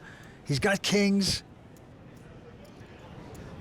Great time to get him 3-handed into late stretch in a WPT event. There's the raise. Now that's the men raise because blinds are 1 in 200,000. James quickly folds. Sean's going to call with just a 7-4. Loosely calling here with a 7-4, in my opinion, out of position. And the flop is a 10-8-6 all hearts. Well, notice Sean has a 2-way straight draw and a flush draw. He's going to lead out and bet. Unfortunately for him, Dylan's got an overpair and a bigger flush draw. 475. And Dylan just calling. Going to the turn. It's a 4, which gives Sean a pair of 4s as well. And he's going to check now. Just like to draw with this hand for free, but Dylan's not going to have any of that. He's going to make a healthy bet here. 850,000. Sean not happy with that development. If he knew for sure his flush draw was good, he'd probably call here with 2-way straight draw and a pair of 4s, but it's tough to put your money in on a draw. Time to get real. And he finally does the right thing, folds the hand, and Dylan will take that. Rabbit hunt that one. And he wants to rabbit hunt. Take a look at the last card for free, and it's an 8, so yes, Sean, you made Gotta follow your heart. a good decision. Not calling. Heart. No pun intended. Well, Dylan is definitely all heart at this final table, as we saw earlier in the monster hand of the day. Now, poker, sometimes you need luck on your side, that's for sure. Not too long ago, Dylan needed it in spades. Calling. Call. Because his tournament life was on the line when he was all in against Muckle Bahuja's dominating hand. But Dylan definitely remained cool. It's a start. It's not the worst. And of course, he hit the monster card on the river. That's right. That's how you do it. Kept them in contention to win this WPT title. That's how it happens. All right, well, there you saw Dylan, who was in last place a little while ago, fight his way back to become the big chip leader now with $9.3 million. Sean on the short stack. Blinds are 1 and 200. Andy's a 25. James Carroll, first to play here with an ace-10, makes it 400,000. Sean with queen jack makes the quick call. And not even Dylan can play this hand, I don't think. Throws a 7-deuce away. Queen jack versus ace-10. And the flop is a king 4-deuce. Well, no help to either player. And it goes check, check. Well, now a jack comes off. This gives Sean the best hand with 2 jacks. He is going to check. Well, James didn't make the continuation bet on the flop. Now he bets here on the turn with a gut shot straight draw when he's beat. Sean kind of feels it, makes the call. He's in front. Down to the river we go. And it's a queen. Oh my, look at that card. Oh my is right, because Sean has made 2 pair, but his opponent has made the nut straight, the ace high straight. Sean's going to check. And of course, James with the nuts bets $1,375,000. And this, you got to pay this off, that's look for at sure. this, Vince. He is going to raise here, it looks like. Raise? Oh no. Oh no. Raise. Well, you're not going to really get called unless you're beat. I raise all in. Oh. Call. All in and called. Sean had a great week, but blanked out just a little on that last hand, I think. He has the nut straight. Boom. Sean turning with queen jack. That's going to do it for Sean. So with the Hawaiian Aloha out. Wow, that was a cooler. That was a cooler. Cowabunga for Sean, taking home $477,000. He's over to talk to Matt Savage. 4th at 5 diamond, 3rd here. We seem to be going in the right direction. I think so. We shot for the stars today, gave it a good run. It was a valiant effort, what could I say? With Sean Suller out in 3rd place, the battle for the WPT Champions Cup has come down to Dylan Wilkerson and James Carroll. Who will take down the title? Find out when we return with heads-up action from the Bay 101 Shooting Star. Heads-up action is about to get underway here at the Bay 101 Shooting Star between Dylan Wilkerson and James Carroll. Royal Flush girls Jeannie and Ivy are bringing out the money that these guys are playing for, as well as the special edition pair of Monster 24K headphones to be awarded to tonight's champion. What a thrilling moment for these guys, and during the last break, I had a chance to catch up with both players. James, this is your first time to be this close to playing for a WPT title. What are your emotions right now? I'm feeling great, to be honest. It's been a really tough final table, very long, but hopefully things work out. What do you think of Dylan as a player? I think he's very, very good, so this should be a very tough match. Dylan, this is your 2nd time to be heads up for a WPT title in a matter of months. What's it going to take for you to get the win? It's going to be tough. James is excellent. He was definitely one of the best players at this table to start, and he's still here, and he has more chips than I do, but only by a little bit. Now, James has been a bit of a thorn in your side on your left all night. Do you feel like you've got him figured out? Oh, yeah, 100%. Really? No, of course not. No, he's too good. I liked your confidence. I'm confident. I'm confident for sure, but I mean, you can never completely figure someone out. There, you know, I haven't played heads up with him yet, and he's going to be tough, but I am confident. The stakes are at an all-time high here at Bay 101, and one of these 2 players will join the illustrious list of Shooting Star champions. Who will emerge victorious? Well, we'll soon find out. So let's send it back to Mike and Vince for the call of the game.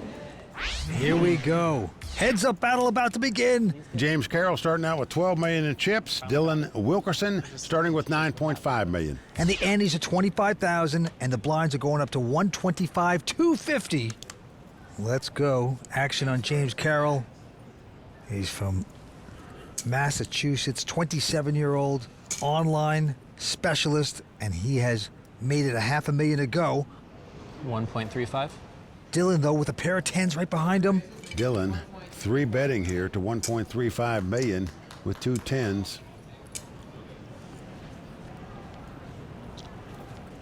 And James is going to call him. He's going to see a flop before he gives this up. Big pot in hand number one of the heads-up battle. Here we go.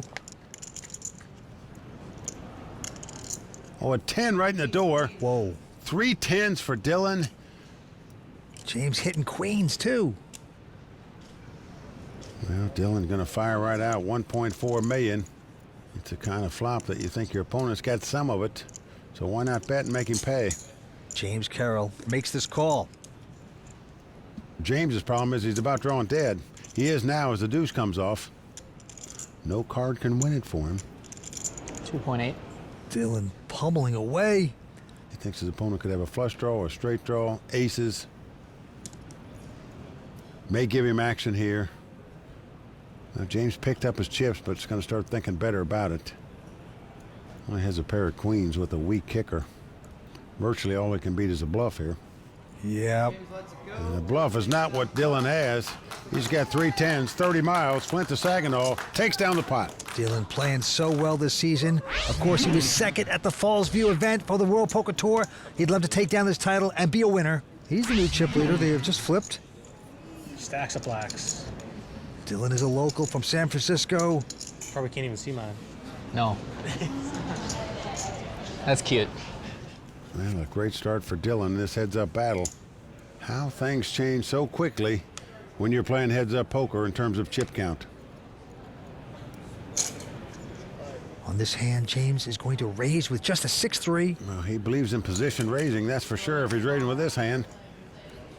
Dylan just calls with the ace high, so we're going to have a flop here. The flop is queen 7-4. No help for either player. Does give James a gut shot straight draw. Dylan's going to check it. Now here comes the continuation bet, 600,000. Dylan just going to call him with the ace high here. Maybe he thinks ace high is good. In fact, it is. Well, 8 of spade comes off. Now this gives Dylan a 4 flush. He's going to check. And look at this. James is going to fire another shell, Vince. He is not slowing down. He knows to win this hand, he's just got to bluff at it. Dylan with a nut flush draw. Notice Dylan now stretching his neck, see how many chips his opponent has. This is something that's mind-boggling to me. You're playing heads up, you have to know how many chips are in play. Just count your own chips, you'll know how many chips your opponent has. Well, Dylan is going to make the call here for 1.4 million. River card doesn't get the spade. 8 pairs the board.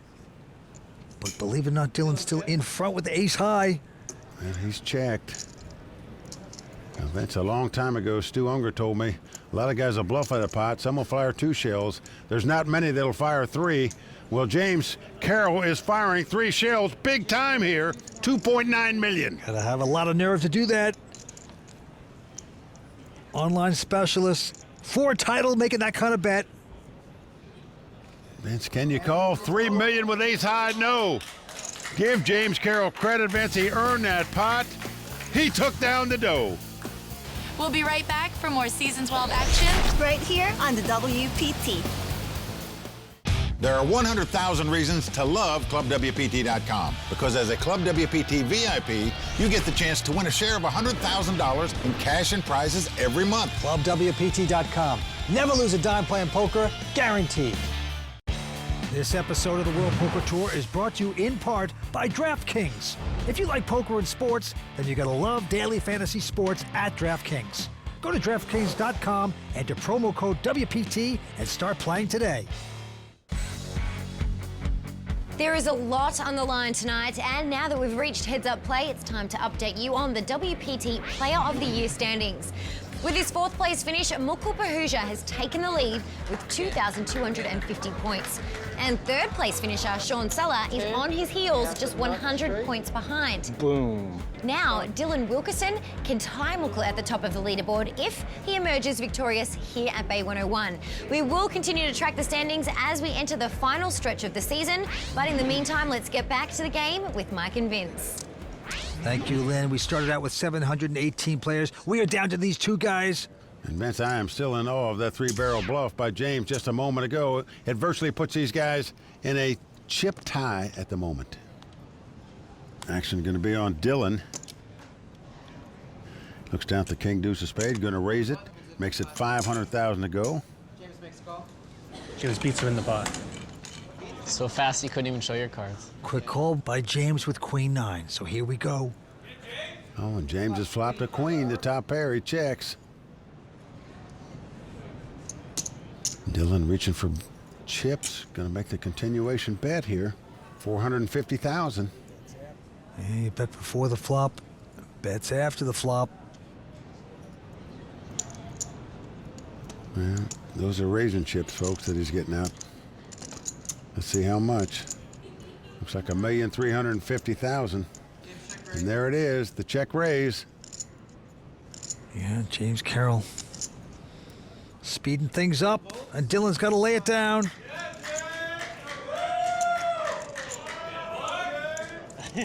And there's James's gang, family, friends. Yeah, James grew up in Massachusetts. Now lives in Henderson, Nevada. Dylan Wilkerson from San Mateo, California. Went to Berkeley. Majored in economics and political science. Now he's a poker pro, trying to take down a WPT title after finishing second earlier in the WPT event this season. Well, look at this. James again has raised Dylan with a quick call with king three. And the battle continues. Flops a queen 9-5. Wow, back-to-back hands. Dylan had the best hand pre-flop and got out-flopped by James. Dylan's coming out with a bet with just king high. Probably not going to work. Oh. James has flopped top pair and just going to raise it. 1.6 total. And Dylan's not going to be able to stand this heat either. No, he looks so disgusted. What are you going to do? You're saying to yourself, does this guy hit every flop? It seems like it. There's the happy railbirds that are rooting for James as two players battle for the championship at the Bay 101. Stick around to hear what Tony Dunst has to say about tonight's final table. The raw deal is coming up when the Bay 101 shooting star continues. I'm playing Queen Jack.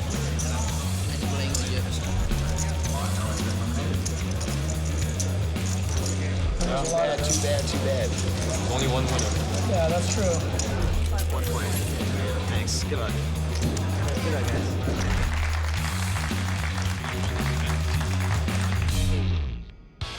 Season 12 of the World Poker Tour is brought to you by ClubWPT.com, where VIP members can win their share of $100,000 in cash and prizes every month. ClubWPT.com. Never lose a dime playing poker, guaranteed. We all make mistakes sometimes, and poker players are no exception to the rule. With that said, it's time to check in with Tony Dunst as he analyzes the final table action in this edition of The Raw Deal.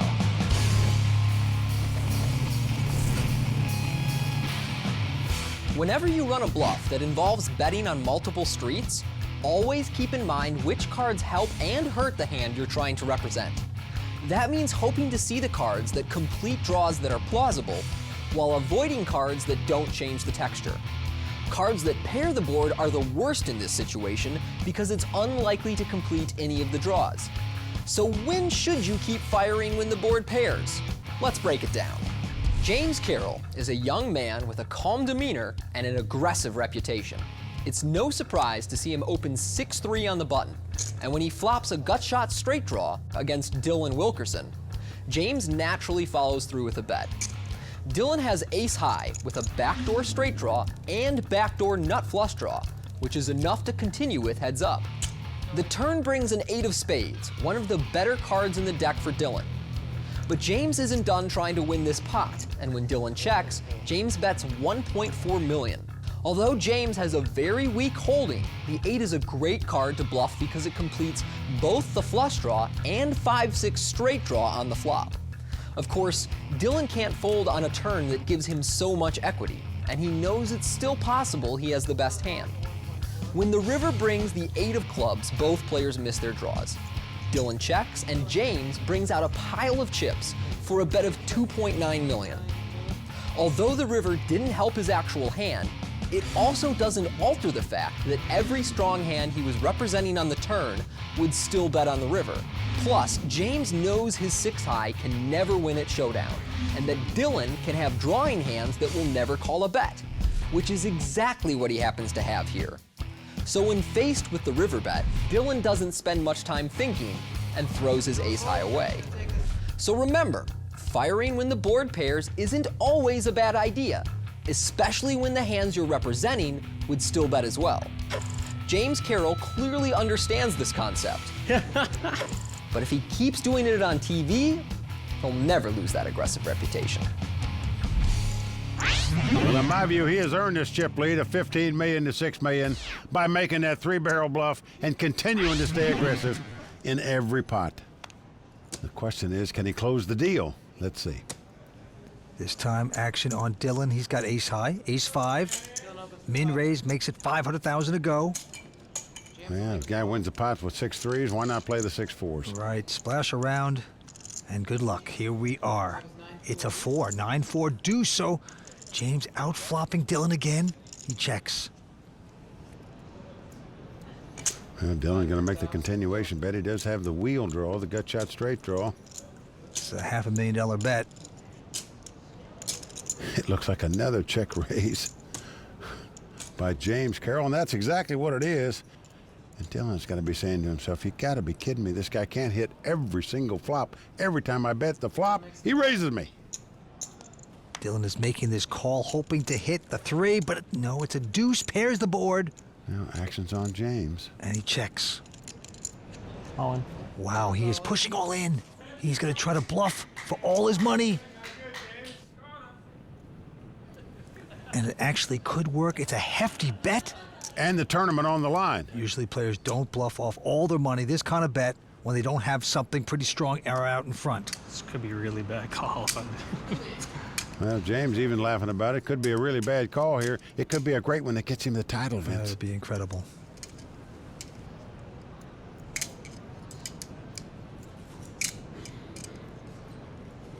Good call.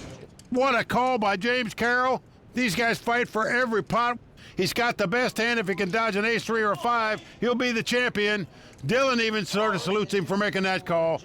Unfortunate river for you, though. Top 10 calls of the season, no doubt about it. He is 1 card away from becoming a WPT champion at Bay 101. He's hit a river card already once tonight. Can he do it again? No! He's done it! Doesn't happen. James Carroll is our champion. And Vince, you gotta say, the guy deserved this title. We said it all along. He played the best poker at the table. His luck finally paid off. He gets congratulated by his friends and his girlfriend, Brittany. But right now, let's go over to Matt Savage, who's talking to our runner-up, Dylan Wilkerson. Dylan, 2 final tables, 2 second-place finishes. Does it hurt to come so close? Of course. Of course it hurts. It's never fun to get second. But I guess it's better than many of the alternatives, so, you know, nothing I can really do. Yeah, the money has to help. Over $700,000 for your second-place finish here.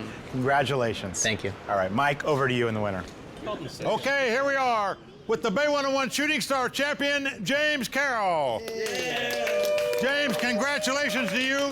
You came to this final table in 4th chip position. Vince and I felt you played by far the best poker at this table, are well deserving of this title. You got to feel good not only about your performance tonight, but all week long to get to this final table. This has been the best week of my life.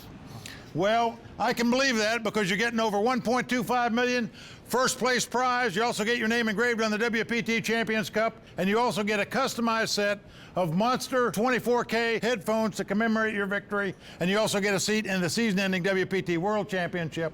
Fantastic job, well done. How about your railbirds here? They're pretty lucky for you. Yeah, it's been really great. Okay, Lynn, back to you. So there you have it. James Carroll is the Season 12 Bay 101 Shooting Star Champion. For Mike Sexton, Vince Van Patten, Tony Dunst, the Royal Flush Girls, Matt Savage, and everyone at the World Poker Tour, I'm Lynn Gilmartin, and we'll see you next time on the WPT. I don't understand what this is for.